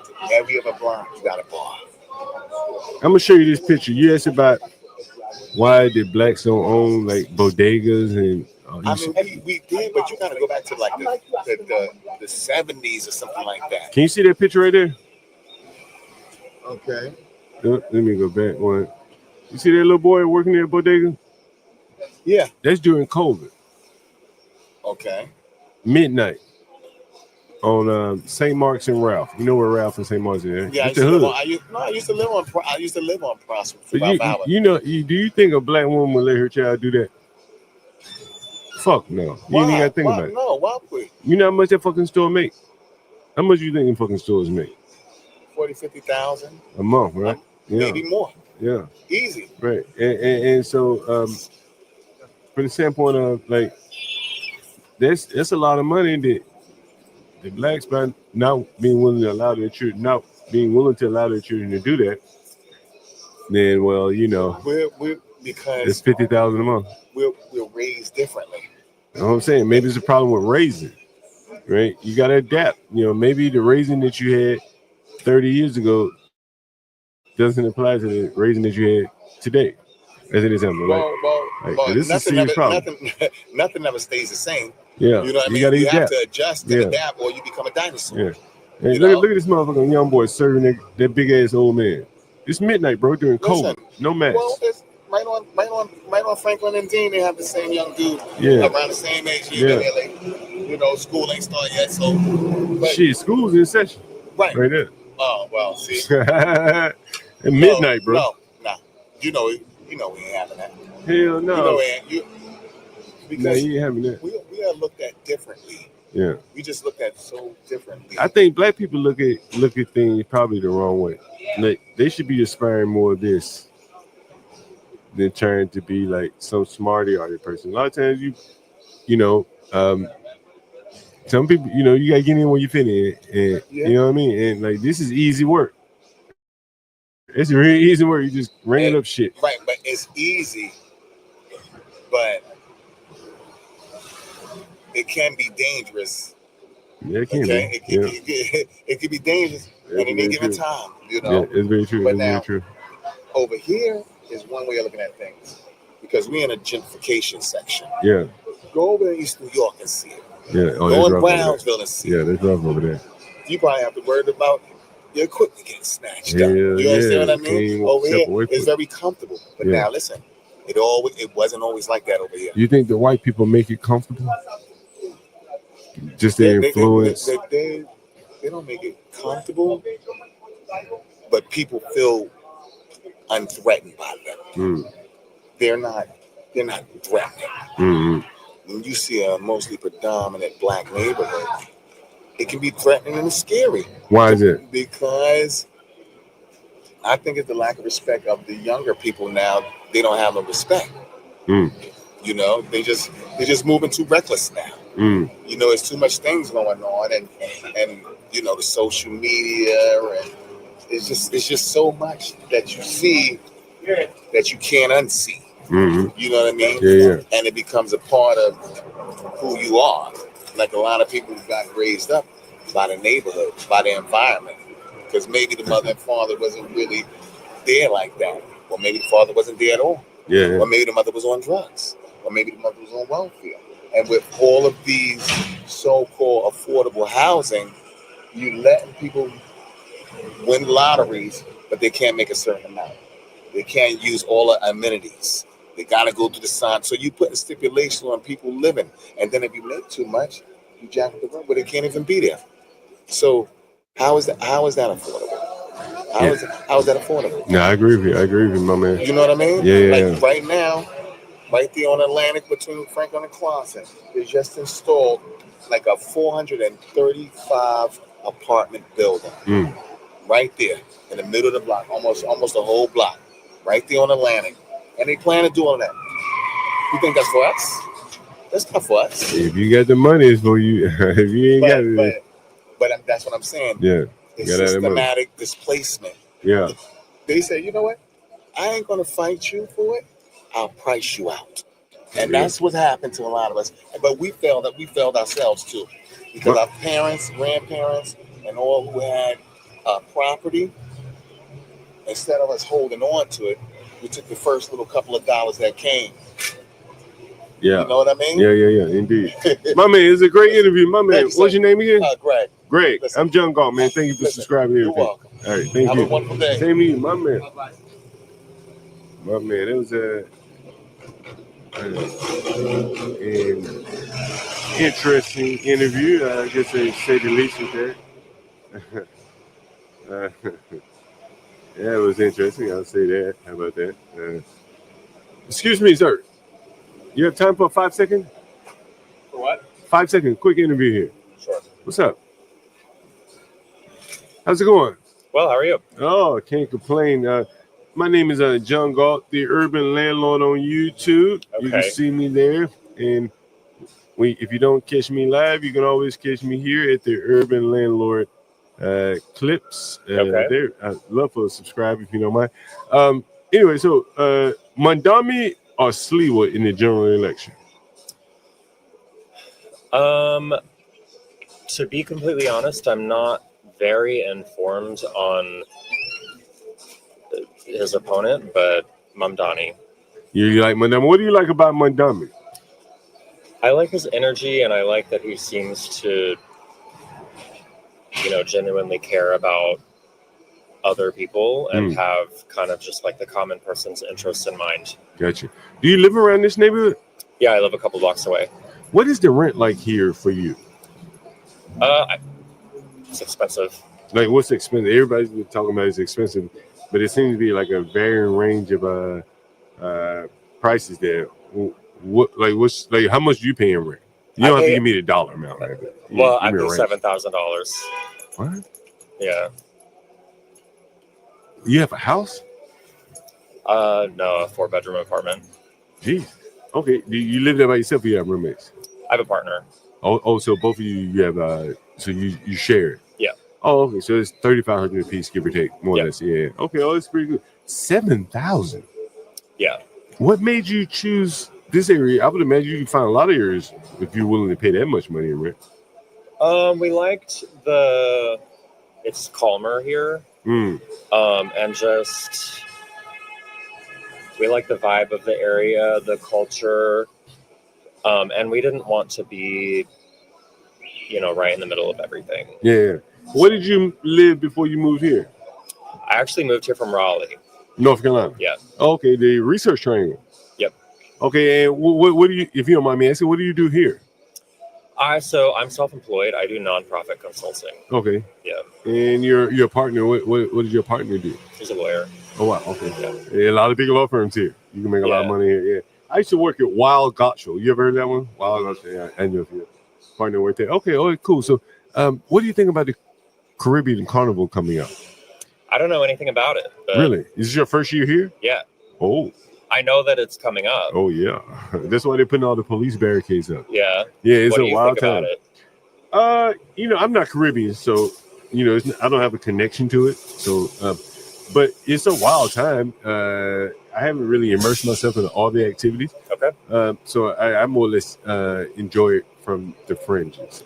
What response were you looking for from me? Well, a lot of people that live here in the neighborhood, they either enjoy it or they find it to be an inconvenience because all the people, all what comes with that. It has been marked with violence over the last few years, so there is that.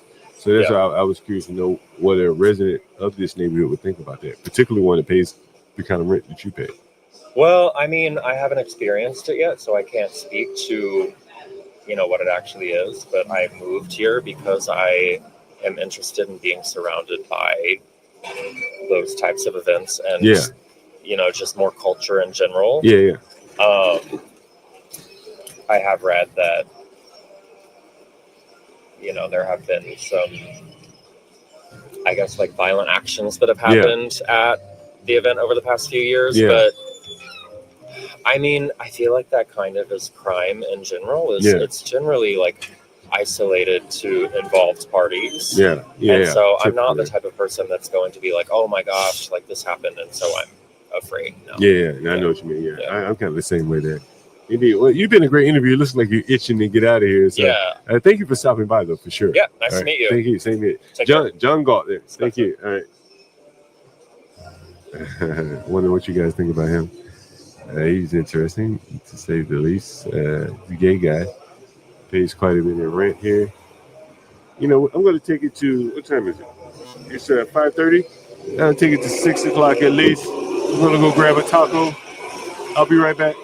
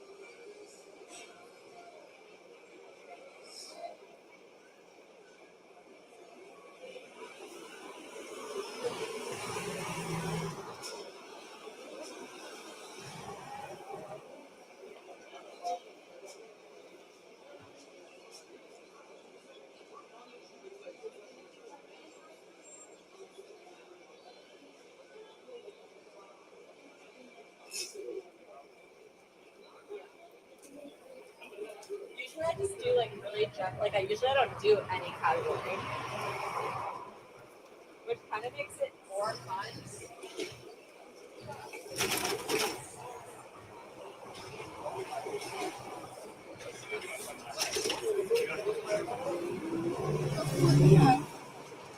Yo, I'm back, guys. Sorry for the delay. That's the way you gotta. Anyone ever had a birria before? You don't know what birria? What's up, Big Dog Sports? Anyone want to come up on the panel? I'll put the link in the chat. I just some street interviews today. Anyone ever had a birria before? I ordered that shit. See what it says. This is my first time ever having it. Birria. Birria. Whatever the hell it is now. Birria. Some kind of beef something. BD, you in DC, my man? I thought you in Detroit or somewhere. I'm in New York right now. Usually I'm in DC. But BD, you in DC, my man? We have to get together and stream together. Yo, I've been meaning to check you out, bro. I've been meaning to check you out for the Shadua coverage. I want to know what you got to say about Shadua Sanders there. So I've been curious to check it out. What's up, my man? You want to sit down? Oh, you got your son with you. Sorry about it.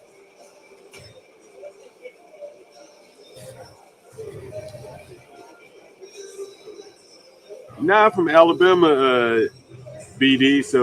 But I'm in New York right now. Yeah, I'm still here. I just ran off to get a taco for a second. I'm right back. BD, you say you in New York or you in DC? No, I didn't know if he got cut. He got cut. I was wondering just what his situation, what you thought about the entire situation. So I just wanted to know, have you covered it yet, and what's your take on the whole shallow situation? That's why my only interest in asking.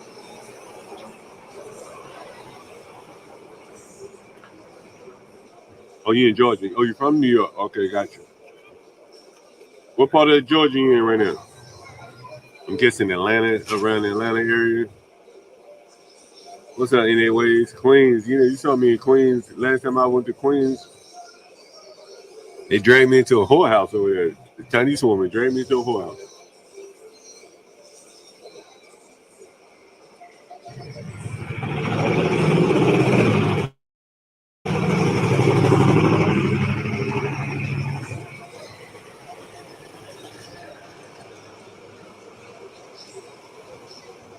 Oh, are you in the Atlanta? Oh, yeah, Atlanta suburb. Yeah.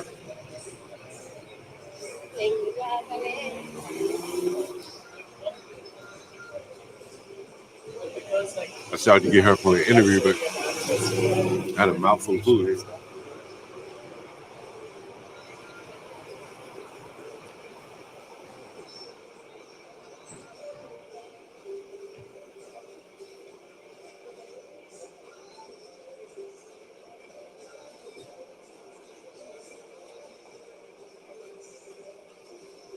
Oh, he made the team? Yeah, I'm not surprised he made the team.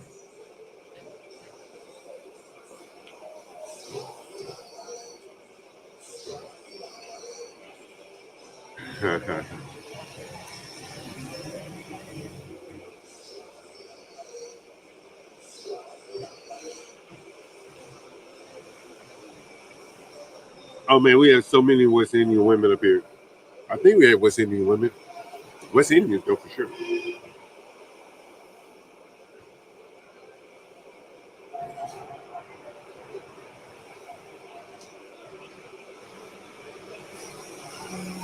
There was a shooting around the corner earlier today.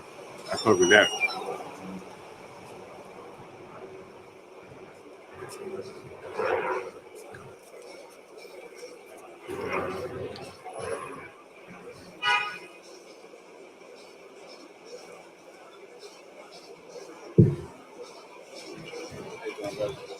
I wish I had the time, bro. Thank you. I'm sorry. Indeed.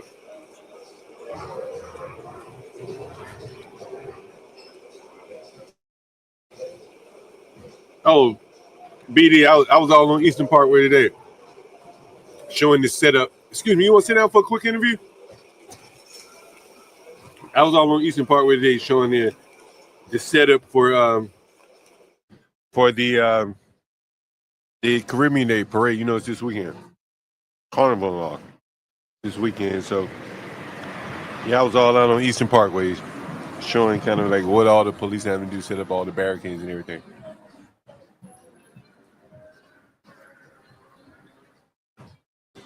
The barricades aren't unusual.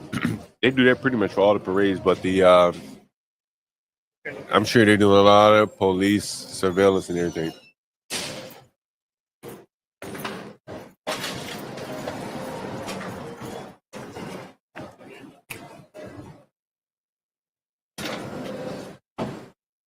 Yo, Norm must be cooking today. I'm cooking today. Oh, you cooking? Okay, what you cooking?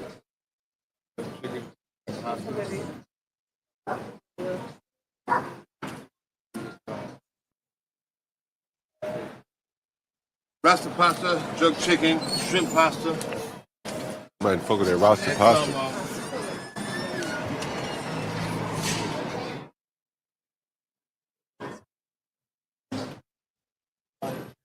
Yo, BD, you had that Rasta pasta from around this way?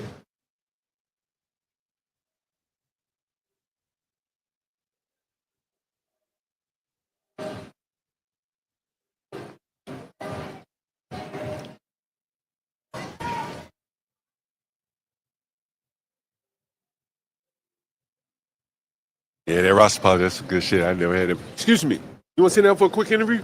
All right. Excuse me. You have time for a quick interview? I'm sorry, I'm in a hurry. All right. Damn, that was good right there. Jesus Christ. That shit was good. Jeez.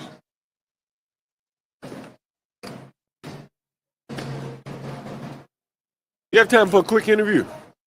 Where are you going? I've seen you before. Working my magic out here, guys. Trying my best. Yeah. All right, I think I'm going to wrap up at 6 o'clock. We got about 15 minutes. See you again. Oh, shit. Excuse me. You have 5 seconds for a quick interview? I don't really today, I'm sorry. 5 seconds? What's the interview about? Whatever you want to talk about. It's all about New York. Okay. There you go. Quickly. All right, there you go. All right. What's your name? I'm Reagan. Reagan, where you from? I'm from Kentucky originally. Kentucky. How did you end up out here in New York? Journalism. Journalism. Yeah, Who do you write for? So I've written for Associated Press and for the New York Times. Oh, really? Yeah. So it's been fun. What is it like writing for the New York Times? They get such bad press. Now I do more photo editing work with journalism. So photo editing, graphic design, that kind of thing. Have you worked with some famous New York Times writers or anything? Not really. I'd say like my last job in journalism, I was in entertainment journalism, so I got to like interview Mariah Carey, which is pretty crazy. Yeah, that's pretty crazy. Yeah. How'd you like that? It's fun. That was incredible. So what do you do now? Like photo editing, graphic design. For journalists. Okay. Journalism, yeah. You live here in the neighborhood? I do. Yeah. How you like? You know, Carnival's coming up. What do you think? Yeah. I'm excited. Have you been to Carnival before here? Yeah. It's like just with the closed streets, I'll kind of walk around and check it out. Hey, Sliwa or Mandami? What now?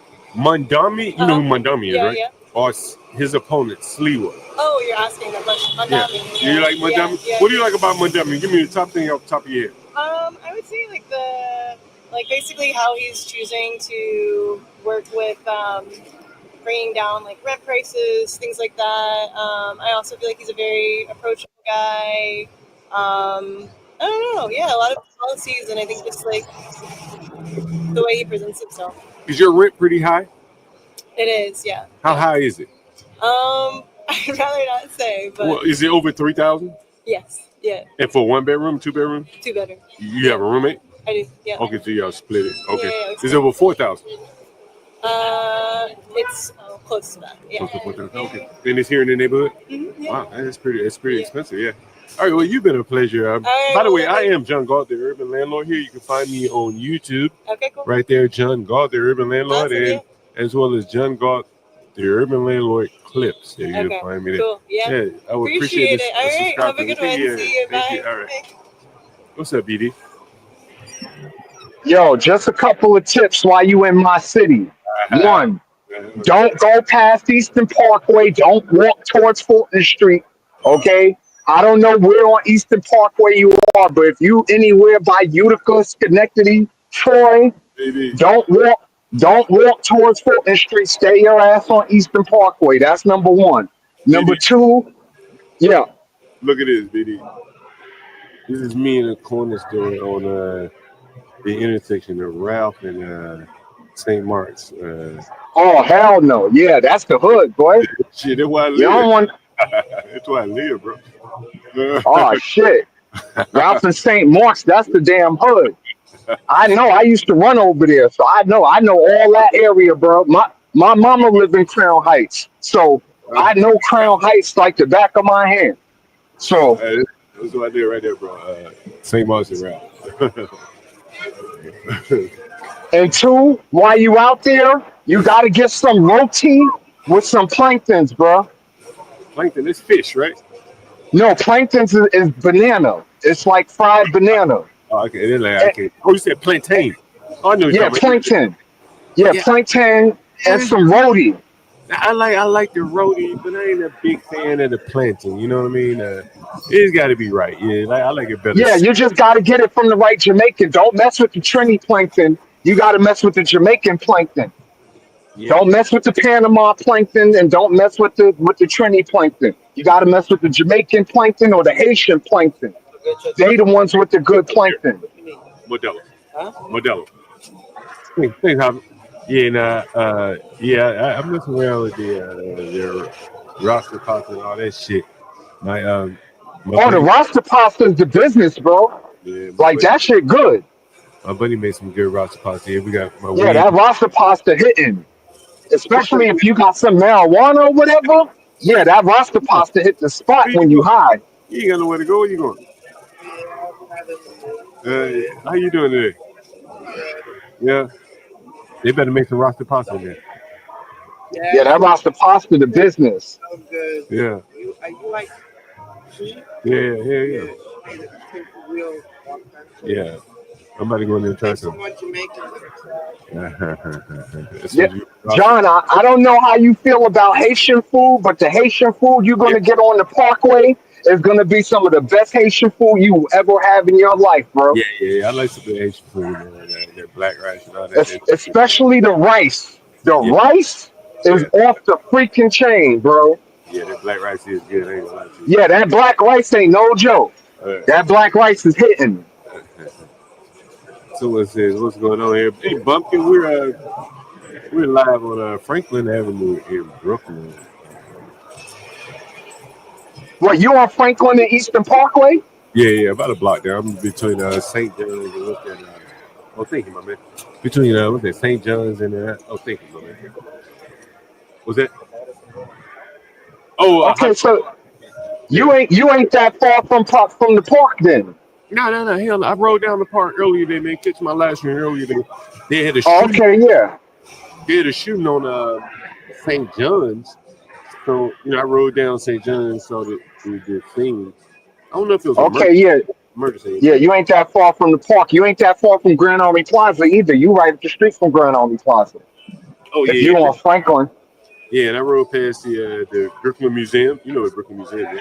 Yeah, of course. Yeah. That's my hood, John. That's where I'm from. Yeah. I ain't nothing about over there you can't tell me, son. Nothing. I know that shit like the back of my hand. There's a lot of, man, we had some pretty women up here. A couple of pretty women. One real. Oh, and John, I know you a little older, but you gotta go to Juve to enjoy Carnival. You gotta do Juve night first. Man, I'm too You old. do know you know that, right? Man, I've been years ago, man. I'm too old for that shit now. You know what I mean? It's a little bit too late, a little too wild. You know what I mean? But Yeah, Juve crazy. I love Juve was that was a business Juve. Juve more fun than Carnival, for real. Like Juve crazy. I'm out late night, right? But I'm not out like partying late night. You know what I mean? And Yeah, I dig it. I'm not saying be out there 2, 3 in the morning, I'm saying you out there 10:30, 11 o'clock when Juve start, when they start making the floats and all that, because you're gonna see the floats start coming around. Oh yeah, Juve night. yeah. You'll start seeing all the floats come around. And when you start seeing the floats or whatever, and that's when you're gonna start smelling all the food, because that's when people start cooking. Juve night. I'm You looking, understand what I'm saying? looking for a good Haitian restaurant though, bro. You know any good ones off the top of your head? There's one on Schenectady between Carroll and I want to say it's Carroll and Bergen on the other side of Eastern Parkway. Oh yeah, I know what you're talking about. Yeah. I know exactly what you're talking about. Yeah. Man, I I never. don't know if it's still there, but there was a really good Haitian restaurant that was right there on Carroll, between Carroll and Bergen on Schenectady, It's and one they like food was banging. it's one like downtown Fort Greene. I haven't been there in a minute though. Used to be downtown Fort Greene. You know what I'm talking about? Oh yeah, for sure. I Yeah. grew up in Fort Greene Project, so I know everything about Fort Greene. Hey, are You know, you that's my hood. black or Caribbean? No, I'm black. Okay, yeah. Man, you know something interesting? When I first moved here, a lady friend of mine, I was dating, and she said, "Yo, all the black people in the projects in New York, like the authentic or what the FBA or whatever the hell they would call themselves, Right. they were like most of the black people are in the projects." And like I started to notice that like if you really want to find black people, you got to go to the projects. That's where a Well, lot of yeah, that's why I'm trying to tell you to stay away from, don't walk towards Fulton Street because you got to pass Albany projects to get to, you don't want that smoke. hey, listen, it's a project on the fucking on my street, bro. I don't know the name of it. I started doing live stream in front of that Yeah, motherfucker. you talking about on Ralph and Fulton Street. Yeah, It's a, that whole project over there. There's a whole big project over there, Ralph and Fulton. yeah, but it went on St. Mark's, and I went in there one time. A nigga was raising pigeons in this motherfucker, right? I went up to the top of there, and he had like homing pigeons, and he raised it in the building. So I started to do a live stream from there in front of the in front of Yeah. the in front of the Not house. saying that you don't know what you're doing. I'm just trying to keep you safe, bro. I just don't want you don't go nowhere near none of them projects with all them YNs. You too old for all that smoke. And I ain't Know what I'm going with saying? what the older ones are. They're a little bit more tame. Man. They're a little bit more tame. But yo, right where you at, right up the street. Did you go to the dispensary up the street from where you at? Yeah, it's one You on right. Franklin? It's one right across the street from me. Man, I don't feel around be high dispensary. Man. It's too expensive, bro. You know what I mean? Like, Right. you can find weed without the dispensary. Yeah. Oh yeah, for sure. I'm just saying, there's a couple of them like right there. There's like two of them Yeah, I can show you one right now. Look, you see that one? It's on the corner. It's a green on the canopy. corner. Right. Yeah, green canopy right there. It's called Cannabis Dispensary. Yeah. Yeah. Oh yeah, you can find it everywhere, man. I never been in there, bro. There used to be. You know what's crazy? There used to be a grocery store. It's Franklin. Yeah, I know. Yeah, there used to be a grocery store. Right. They closed that down and built a dispensary there. Damn, that's crazy. Yeah, food. There, wa- there, there was a Jamaican store too. It was a Jamaican corner store. It wasn't even like a Boricua or Arab corner. It was a Jamaican corner store that was right there. Yeah, they closed this shit down and made it a weed spot. Well, a lot of the Jamaican stores closed down when the dispensary started popping up because a lot of the Jamaican corner stores were really spots. They were just fronts to sell weed out of. They weren't real stores for real. Yeah, I can see that. I can definitely see that. Yeah, they weren't real stores. They were spots to get weed from. And they just had a couple of shelves with a couple of things on the shelves. You understand what I'm saying? Like to make it look like it was a store, but it wasn't really no store for real. Okay. But yeah, you're gonna have fun at Carnival. You're gonna see 500,000 half naked women shaking their ass, throwing mud, throwing powder, dancing, partying in the street. Yo, what's the mud about, bro? The mud, that's something the Trinis do. That's not a Jamaican thing. That's a Trinidadian thing. They like to throw mud while they party. and rub themselves in mud and grind on you and all that shit. Yeah, I never understood this shit all the way. Then what the fuck is who the fuck want to get muddy? It's like an aphrodisiac for them. The mud make them horny and make them want to fuck. Yikes. It's stupid. I'm telling you, that's what it is, bro. Like, I know. Listen. I went to Carnival every year faithfully from like 18 to 28. So I know, like, how that shit go, bro. Like, Are you you thought Freaknik in Atlanta was crazy? It wasn't nothing like Carnival back in the days, bro. Carnival back in the days was off the chain. I think last year I was here during Carnival. I filmed some of this shit. But yeah, they throw mud, they throw powder. You understand what I'm saying? But you get right. The powder don't bother you. The powder is fun. Now the mud, I ain't for all the mud stuff. But the baby powder, I don't mind the baby powder if I'm getting my grind on. The baby powder don't bother me. Sit down. It's baby powder. I'll turn the camera away from you. Whatever you want to talk about. Yeah, a YouTube channel. Come sit down. I'll turn the camera away from you. That's why I turned the camera away from you. Sure. All right, sit right there. You had to pull the seat up a little bit. Okay. All right, what's your name? My name is Tali. Your name is what? You're speaking to the mic there for me. My name is Tali. Tali, where are you from? Tali with a T. Tali? Yes. Okay, where are you from? I'm from Brooklyn. And you live here in Crown Heights? I actually just moved into the area. Oh, where did you move from? Brooklyn. Oh, okay. What neighborhood? Mill Basin. Oh, it's that way, right? Yeah. Nah, Mills Basin is Canarsie like. Have you ever been? That's far away. You're here for the carnival? I've never been at the carnival. Yeah. Oh, well, you're in for a time. Have you heard about it? No. You never heard about the carnival? Have you heard about it? Yeah, I've never heard of it.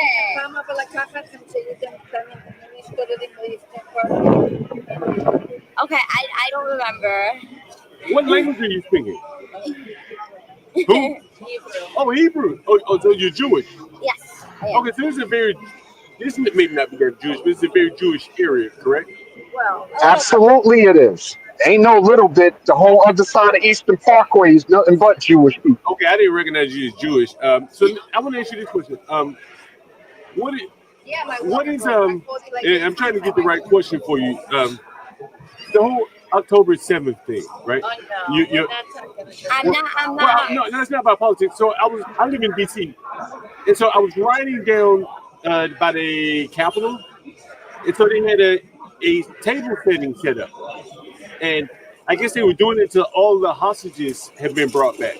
So I was going to ask you, have the hostages been brought back? Have they retrieved all this? No, most Still of have them, not? but not all. Really?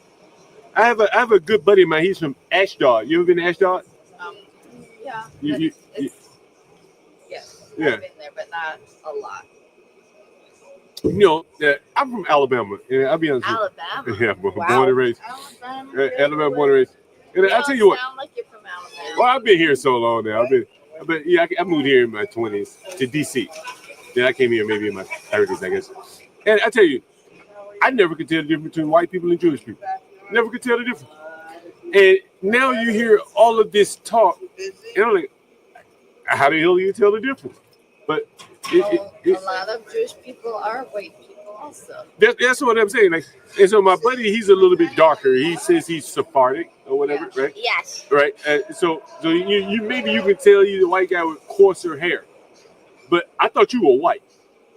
Well, or you are white, right? We are You're white. Okay, but I wouldn't have thought you were Jewish. My father is dark. Okay, all right. But there could be Mediterranean Jewish people, correct? Yes. He's Jewish, but Okay. I'm just saying like he has different colors. Oh, big, yeah, okay. The more olive is they call it. Okay, very interesting. Okay, let me. But very interesting. You don't get to talk to a lot of Jewish people. Often they're not going to sit there and talk. I'm not saying it in a negative way, but it is very curious to me, and they're always in the news. It's geopolitics, but to bring it down to a personal level is very interesting. I'm glad you stopped by. Yeah. My name is John Galt, by the way, the urban landlord. Say your name again? John Galt, like an Atlas Shrug. And I am the urban landlord. I'm a landlord in Washington, D.C. And so that's mostly what a lot of the stuff I talk about is landlording. Oh wow.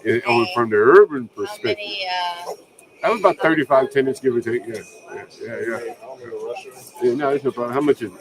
19. Oh, yeah, here you go. Have a good one. Same here. Thank you for stopping by. Yep. Yep. Here, right here. That was interesting, guys. That was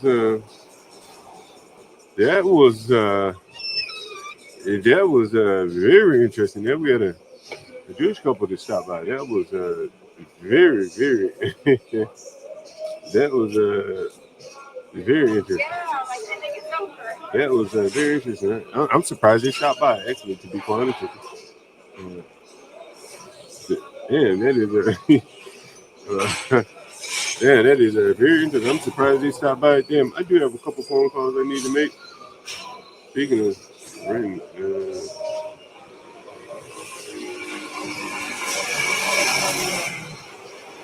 okay, okay. Let me get the Bluetooth on. Bluetooth is on. Okay. I'm gonna call a couple people here. Here's the first one.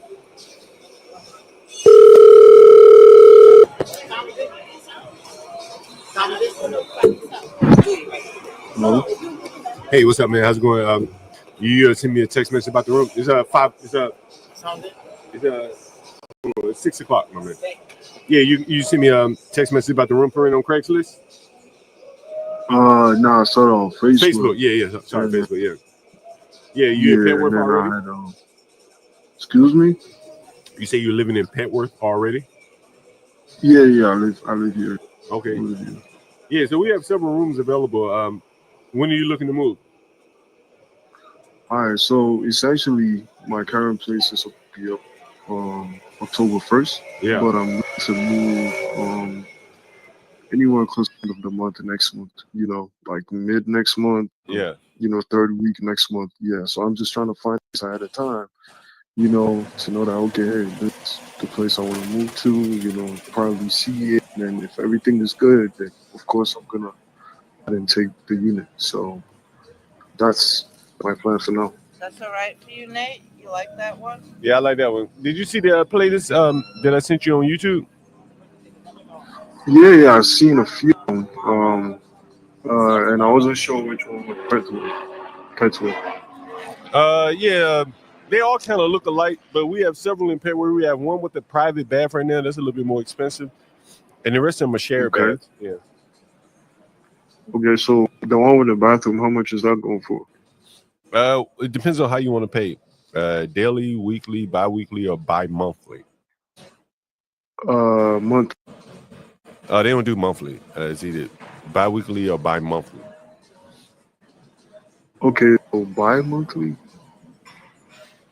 Yeah, bi-monthly or bi-weekly. It's a little bit cheaper if you do bi-monthly. Monthly. Bi-monthly. Yeah, bi-monthly. Yeah, exactly. Yeah. Yeah, so how much would that be? For bi-monthly, it would be $1,200. That's $2,400. Okay. Yeah. Okay, $1,200 per month. That's cool. So when can I see it? Can I see it tomorrow? Sure. Okay, what time can I come and see it? Anytime. It's like we just give you a one-time code. You go in, take a look at it, let us know what you think. Okay, perfect. That works for me. Let's say tomorrow around 12. Is 12 cool? 12? Just give me a call when you're ready, man. And I seen the address and everything, and then you just be on your way. Okay. All right. I appreciate it so much. Sounds good. Yeah. All right. Thank you. This motherfucker walking down the street with a big ass speaker. That motherfucker got a big ass boom box. He give me a copyright. Yes, boss. Hey, how are you? Yeah. Who's calling? Long time. Yeah, who's calling? Yeah, who is this? Who is this? This is your old tenant. Man, you got to refresh my memory though, man. I had a lot of tenants, bro. Hey, what's your name? Really? Yeah, well, you got to My refresh me, name bro. is Anderson. No West. I forgot Ah, 49 or 4009, something like the address. We just stayed for 2 months with my wife. Oh, you stayed 2 months with your wife? Okay, all right. Yeah, we stayed in the house that was for 2 months only with my wife. Just to refresh you. Okay. Yeah, I still don't remember, but either way, yeah. Well, we got some rooms available. What are you looking for? Yeah, I'm really looking for now. As I told you, I need a long term, something for years. So I need, something for 1,000, but northwest, and in a place so close to bus stop, the same the place I was living, bus stop or metro, no problem. And when are you looking to move? When are you looking to move in? Boss, I'm ready. If you want, even tomorrow, today's Tuesday, even tomorrow, the next day. So I'm ready to move. That's up to you. If everything's good, Yeah, I can shit. come Yeah. tomorrow to see. All right, well, shit. Come Yeah, I tomorrow. can Hey, come. come tomorrow. Come tomorrow. What time? Shit. What time? You know, I don't play the games, man. Shit. I'm about to try to sell these rooms, man. Try to sell these rooms, bro. No problem. I'm working. They call me, so I work. I'm gonna work this night and morning. I'll be and so I can come. But you just give the address. I'm gonna come tomorrow morning. Hey, what do you work? I work at so right now I'm working at Bethesda station around there. So, but I'm transferring in DC. But right now, Bethesda Metro. You work for who? It's the security company. Okay, all right. Yeah, but look, I'm gonna send you a text message. And what time you want to come tomorrow? Let's see. So just let me know. 9 Just let me to know when 12. you want to come tomorrow, and then we make everything happen. Just call me or text me when you're ready to come, and I make sure the room's available for you. Whatever you want, whenever you're ready. Yeah, let's make 11. No problem. 11 I'm o'clock. ready. Yeah, that 11. works. Yeah. 11 o'clock work. Yeah, it's perfect. All right. Yeah. So, yeah. Are you gonna send the address? Yeah, I'm gonna send you addresses that I got available for you. You just come by and take a look. All right.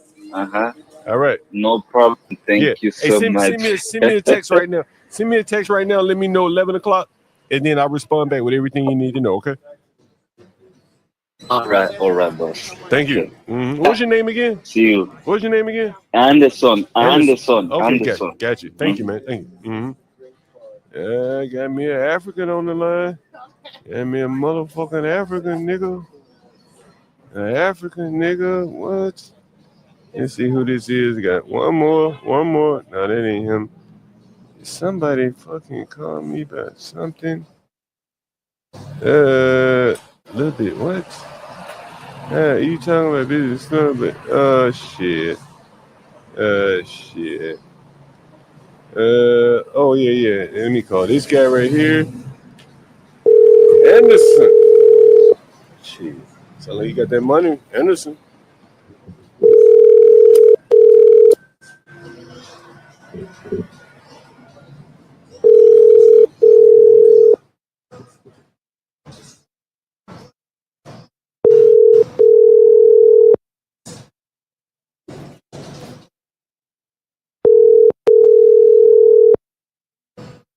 Your call has been forwarded to voice.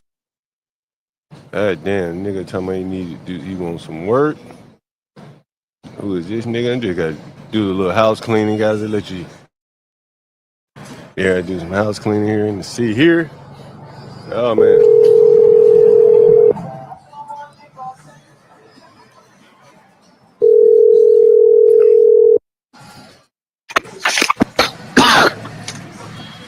Hello. Yeah. What up? Man, it sound like you sleep. Sick, man. Oh. What up, man? Shit, I've been reading the text message. I guess you behind on the rent and shit. Yeah, I do. I got some funds, but I have some cash, and I need to go to the ATM and deposit so I can send some funds. But I'm sick, man. I'm sick from yesterday, What the hell wrong man. with you? You got the COVID? I ain't got no fucking COVID, man. No, COVID. I just probably just pick up some bacteria or some shit. But look, shit, man, you talking about you got time? Why you come build that shelf for me? You know I need that floating shelf. I was texting you yesterday and just I know I have time, so I can take care of it before anything change. Which not for now because look like everybody's scared to spend money. The government put a hold on everything. A hold on what? Nobody's trying to spend no money. Everybody's scared to spend money in the DMV. Shit, well, you know, motherfucker got plenty of money in DMV. That shit never run out. All that government money. Yeah, but none of them not spending it. Yeah. They're holding on it. Well, shit. But back to the shelf. Yeah. Yeah. I'm a swing past tomorrow. Cause it's been a while I ain't come by there. Yo, who put them trash next to over there, man? I don't know, man. Shit, you had to figure this shit out. I told them niggas figure this shit out. You know what I'm saying? I told them, look, I ain't in town, man. You gotta take your own fucking trash out. The fuck? Hey, you can't take your own fucking trash. You gonna live her in that shit? I guess they will. I told him take trash. That nigga told me he too fucking sick. His leg hurting too bad. No. I'm talking about the house next door. Yeah. We dump a bunch of boxes out by this. Oh, I told you they be doing this shit. I told you that. Boxes, Pampers. Yeah, I told you that. Wipes, plate. They leave them Pampers back there. You gonna have some fucking rats. No, they're not used. They are brand new Pampers, man. Saw them in a box and look like somebody was raveling through them and so forth. They brand new Pampers. I thought they tried. Yeah, Pampers, gloves, wipes, and shit like that. Like somebody have a baby living somewhere there. But why would they throw away brand new Pampers, though, bro? Man, you go on there, look, man. I'm in New York right now. I can't take a look. But all right, anyway, shit. Yeah. Shit. Hey, if there's a bunch of Pampers back there, get them motherfuckers, put them in the garage, man. I moved them shit. For what? Shit, if there's a bunch of them, how many are you talking about a bunch? Like boxes of Pampers? That's what was around there, but I don't know if somebody robbed through them because that's what was around there. I see a bunch of Pampers, gloves, sanitary wipes, baby wipes, shit like that. Yeah, but we are going to be around tomorrow, so I can, if I come by, because it's been a while I ain't come by there, man. I just seen the code, man, because I ain't there right now. Oh, okay. All right. Yeah. Innate, man, we had a dude born and raised in Detroit that was on the stream early, man. Hey, man, you got to go back and catch that part. Real lanky white guy. He's actually interviewing here. I'm going to put in a good word for him, by the way. I know the lady that's hiring him.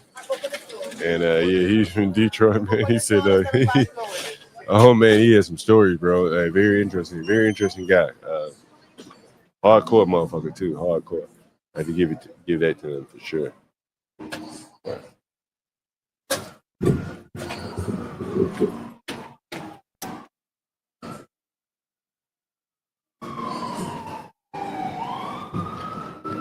Yeah, I wonder if that dude coming down the street with that big ass moonbox got me a fucking copyright here. Depends on what he's playing.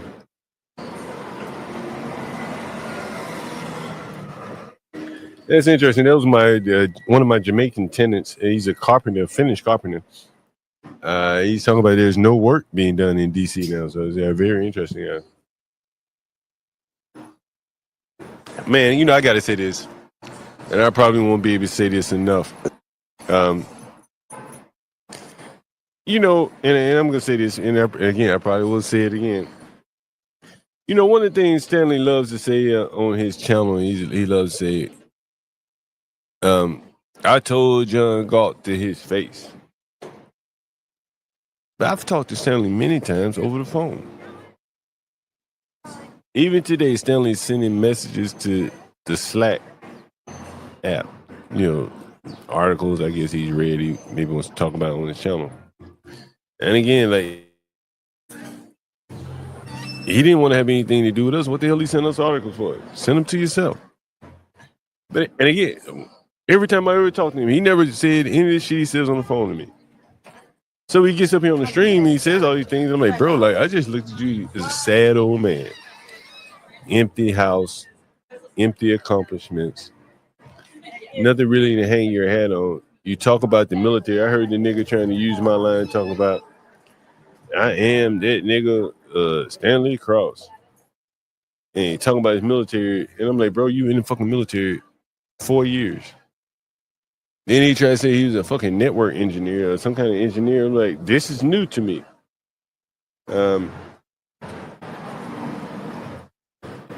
You know, he's I'm an engineer now. So you're just making up credentials. And, you know, there's something missing. You know, it's something really missing. You know, this is what, I felt sad for him because, again, it's almost like a cry in the dark to sit up here and talk to no people, very few people most of the time. Most people, there are only a handful of people that are willing to even want to get up and engage with him. He doesn't seem to be intent on building an audience. He's a man that has some experiences. He could use that as a linchpin to build an audience. He has no intent in that. So it's almost like a therapy session for him. And that is what's kind of sad. He has no interest in, you say, I don't have any business hand, a business mind. That's fine. But some things should come innate in how to, cater to people that want to be around you, and you'd have things to say that people want to hear. He doesn't give a damn about that. And so that is very interesting. It's very, very interesting. And, I see him sometimes, just out of curiosity, I go over there and see what he's talking about, see how he's looking. And I'll see him sometimes, like, restreaming, my content. And you'll see him restreaming my content, talking shit about it. Like, why even put yourself through that? Why not just watch something that, why put yourself through the misery of watching someone that you despise so much? Because I don't think it, I think it is something more to that. Hey, by the way, I told that guy I would give him a good word, and I think you should have him. He seemed very nice. He sat down here for quite a bit of time interviewing. So I don't know how you felt about it, but he had a good time interviewing with you. I didn't enjoy it. You didn't enjoy it? Why not? It wasn't a fit. It's okay. Yeah, I was just curious. Yeah. All right. Yeah, well, not a good fit, she says. So on to the next place. He goes, and maybe that's why his interview was so short. Yeah. It's something real bad.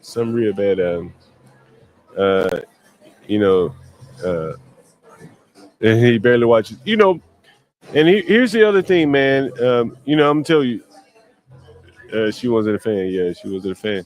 Here's the thing, man. What's so interesting about Stanley? And I saw him one night.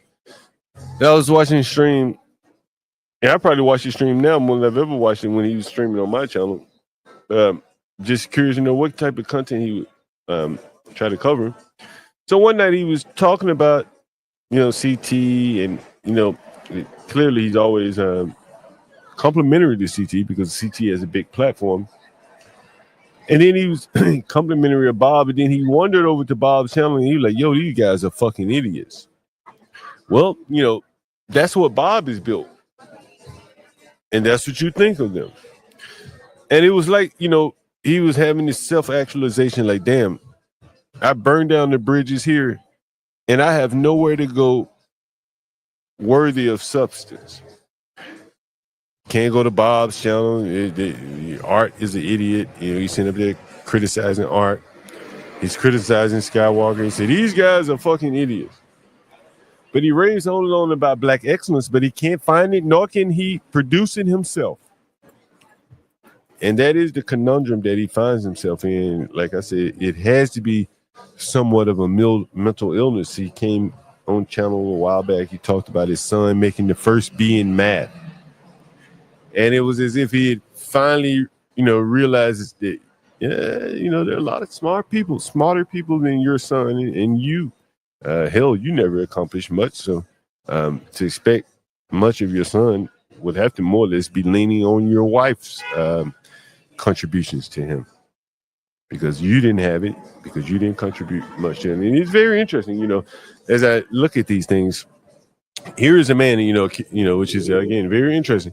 Here's a man, that only spent 4 years in the military. Only spent 4 years.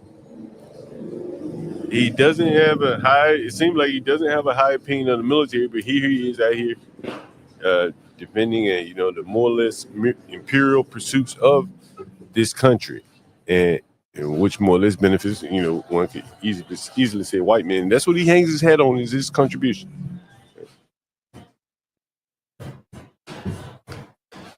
But he was only there 4 years. Again, a man of very, very void of any accomplishments on his own, so he hangs his hat on a big organization like the military. I was in the military, but shit, this is a white man's military. He built that military. You didn't go serve in the military built to defend black people, and at the same time, solely built to defend black people. Some African military. And if you believe in what Be Brave says, it's more or less to defend the rich and the wealthy. And that is what he hangs his hat on. And that must be a very, very empty feeling. I don't know what he made in the office in the military, but I think he's more or less less than a colonel or whatever the hell he was, a captain or whatever the hell he was, officer. But nothing substantial there, which is, again, very interesting there. That Stanley would talk about himself like that. Yeah, it's interesting. People that show up in his chat day after day never really criticize him, anything like that. By virtue that they listen to other people, he criticizes them. You're like, damn, like, are you the only voice that you want them to be able to listen to? That is very interesting. And if that were the case, then you need to improve what you're offering the audience there. But I don't know. Very interesting. Very, very sad, man. Very sad. And again, a very cowardly man. I've had Stanley on the phone many, many times. I've had him on the phone with Portia many times. And, it's like one of the things so interesting, about the blacks, again, all the things that Portia worked toward, he will sabotage it, presumably not because of his dislike for her, though that may well have been part of it because of her politics. But he definitely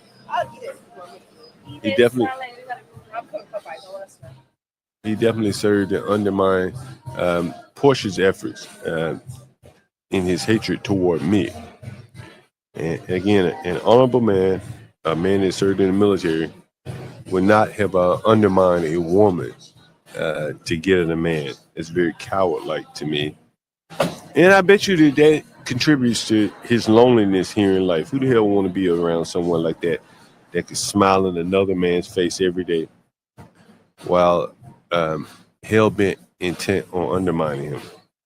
Who would want him around, particularly a woman? A woman probably would be able to sense that kind of weak male behavior from a mile away. And that is probably why he ended up with the type of woman that he ended up with. That is the truth of the matter there, from my standpoint. And I probably don't have anything else to say about it.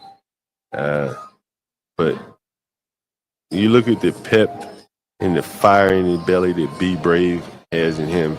And he has 10 years on Stanley. But there's no mental illness in Brave. There isn't even a regret in what he could have done. He's happy with where he is. And I don't think Stanley can, with a straight face, say he's happy with where he is or what he accomplished in the military or in the private sector of the world. And if that is the case, then him sitting around on the internet is not the best use of his time for his son. And I suggested that to him, you still able-bodied, why not go out and get a job? Why not help put your son through college or have him much more comfortable when he comes out? All these street interviews, he's seen all these young people struggling here, complaining about this and that. And that never spurred him to, want to push the envelope for his own son. And so that is very interesting. From my standpoint about Stanley. And I think Unfortunately, it shows why blacks are so poor, because he'll while away some of the most productive years of his life. He could be taking what he's learned in the military that he so brags about. And people are very desirous of someone with skills, officer-like skills, no less. And he doesn't even make himself available to the marketplace. He gets on YouTube where he could talk all about raising a child. And I suggested to him, say, Shannon, you talk so much about your child and black excellence. Why not talk about parenting? That's what you would be in an authority on. You don't work in politics. You've never worked in politics. What the hell are you commenting on something like that you've never had much exposure other than the casual news like everyone else? And your opinion is not that creative.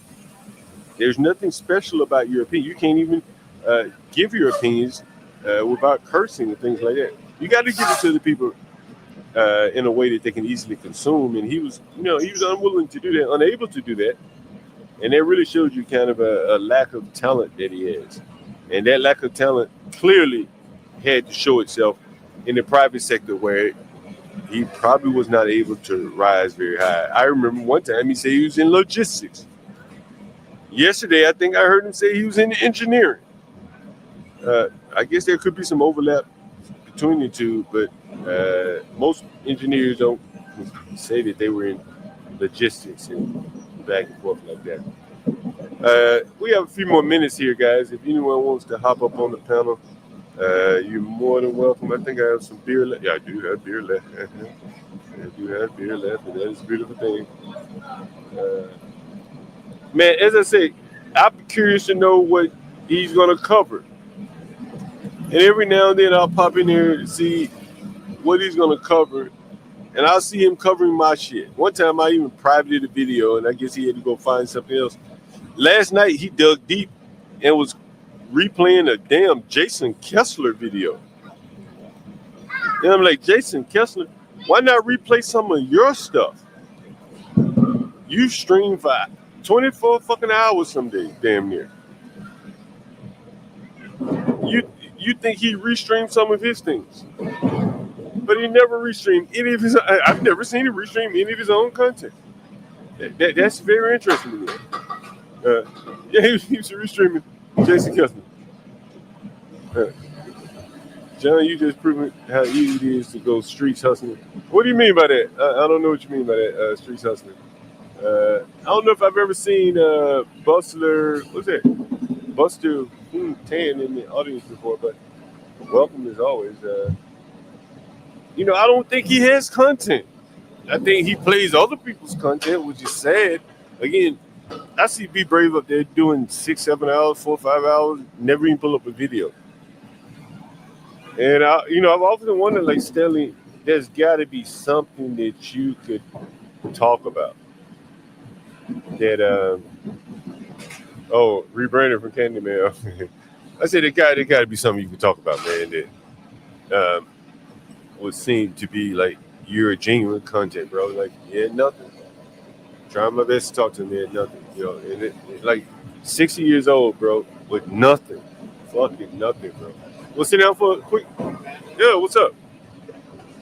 I like the setup. You like it? It's a nice setup, right? It's a nice setup, right? What's this for? I agree that. Yeah, before you agree to anything, I'll show you who you're talking to. With the urban landlord. I am the urban landlord, John Gall here. So you got the urban landlord clips here. Give me a subscribe. And the urban landlord, just the same. So if you don't catch me live, you can always catch me on the Clips show. Gotcha. Yeah. So you're doing a live recording now? Yeah, so we're live right now. You can see yourself right there. You can see yourself right there. Oh, no way. What's your name? Where you from? I'm Tyler. I live around in Crown Heights over here. Oh, you live around Crown Heights? You on the sound yourself? How long you been here? Going on 5 years, 6 years, something like that. Mm. Yeah. Are you getting ready for Carnival? I'm going to be out of town, unfortunately. I've been going the last couple of years, so yeah. So what do you think about all the violence and shit at Carnival? We didn't see it. I saw the aftermath of the shooting last year. People running around in scary, man. 'Cause Yeah. There's a lot of crazy people around. So. Yeah. So you saw the aftermath of the shooting. How many people were but shot? Then, I have no clue. Yeah. I remember maybe one kid or something last year. And then someone died like the first year I was out here, maybe 6 years ago, I remember. One time there was one of Cuomo's aides. Yeah, that's you the one. remember that? Was motherfucker. that last year or 2 years ago, right? Yeah. I was like, nigga, what the fuck you doing out here this late at night?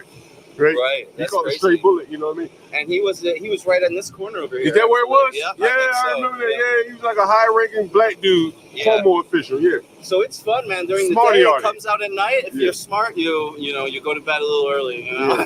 Yeah. Hey, so Mondami or Cuomo? Are you serious? That question, Mondani or Cuomo? Mondami or Sliwa? Okay, there you go. Yeah, Cuomo. I don't even know if he's in it. He's still thinking it, right? He's thinking about it. So I voted in the primary for Mamdani. I think, I don't like any candidate. I don't agree with everything that everyone says. I feel like you're crazy if you agree with every single thing someone has. But he's got good energy for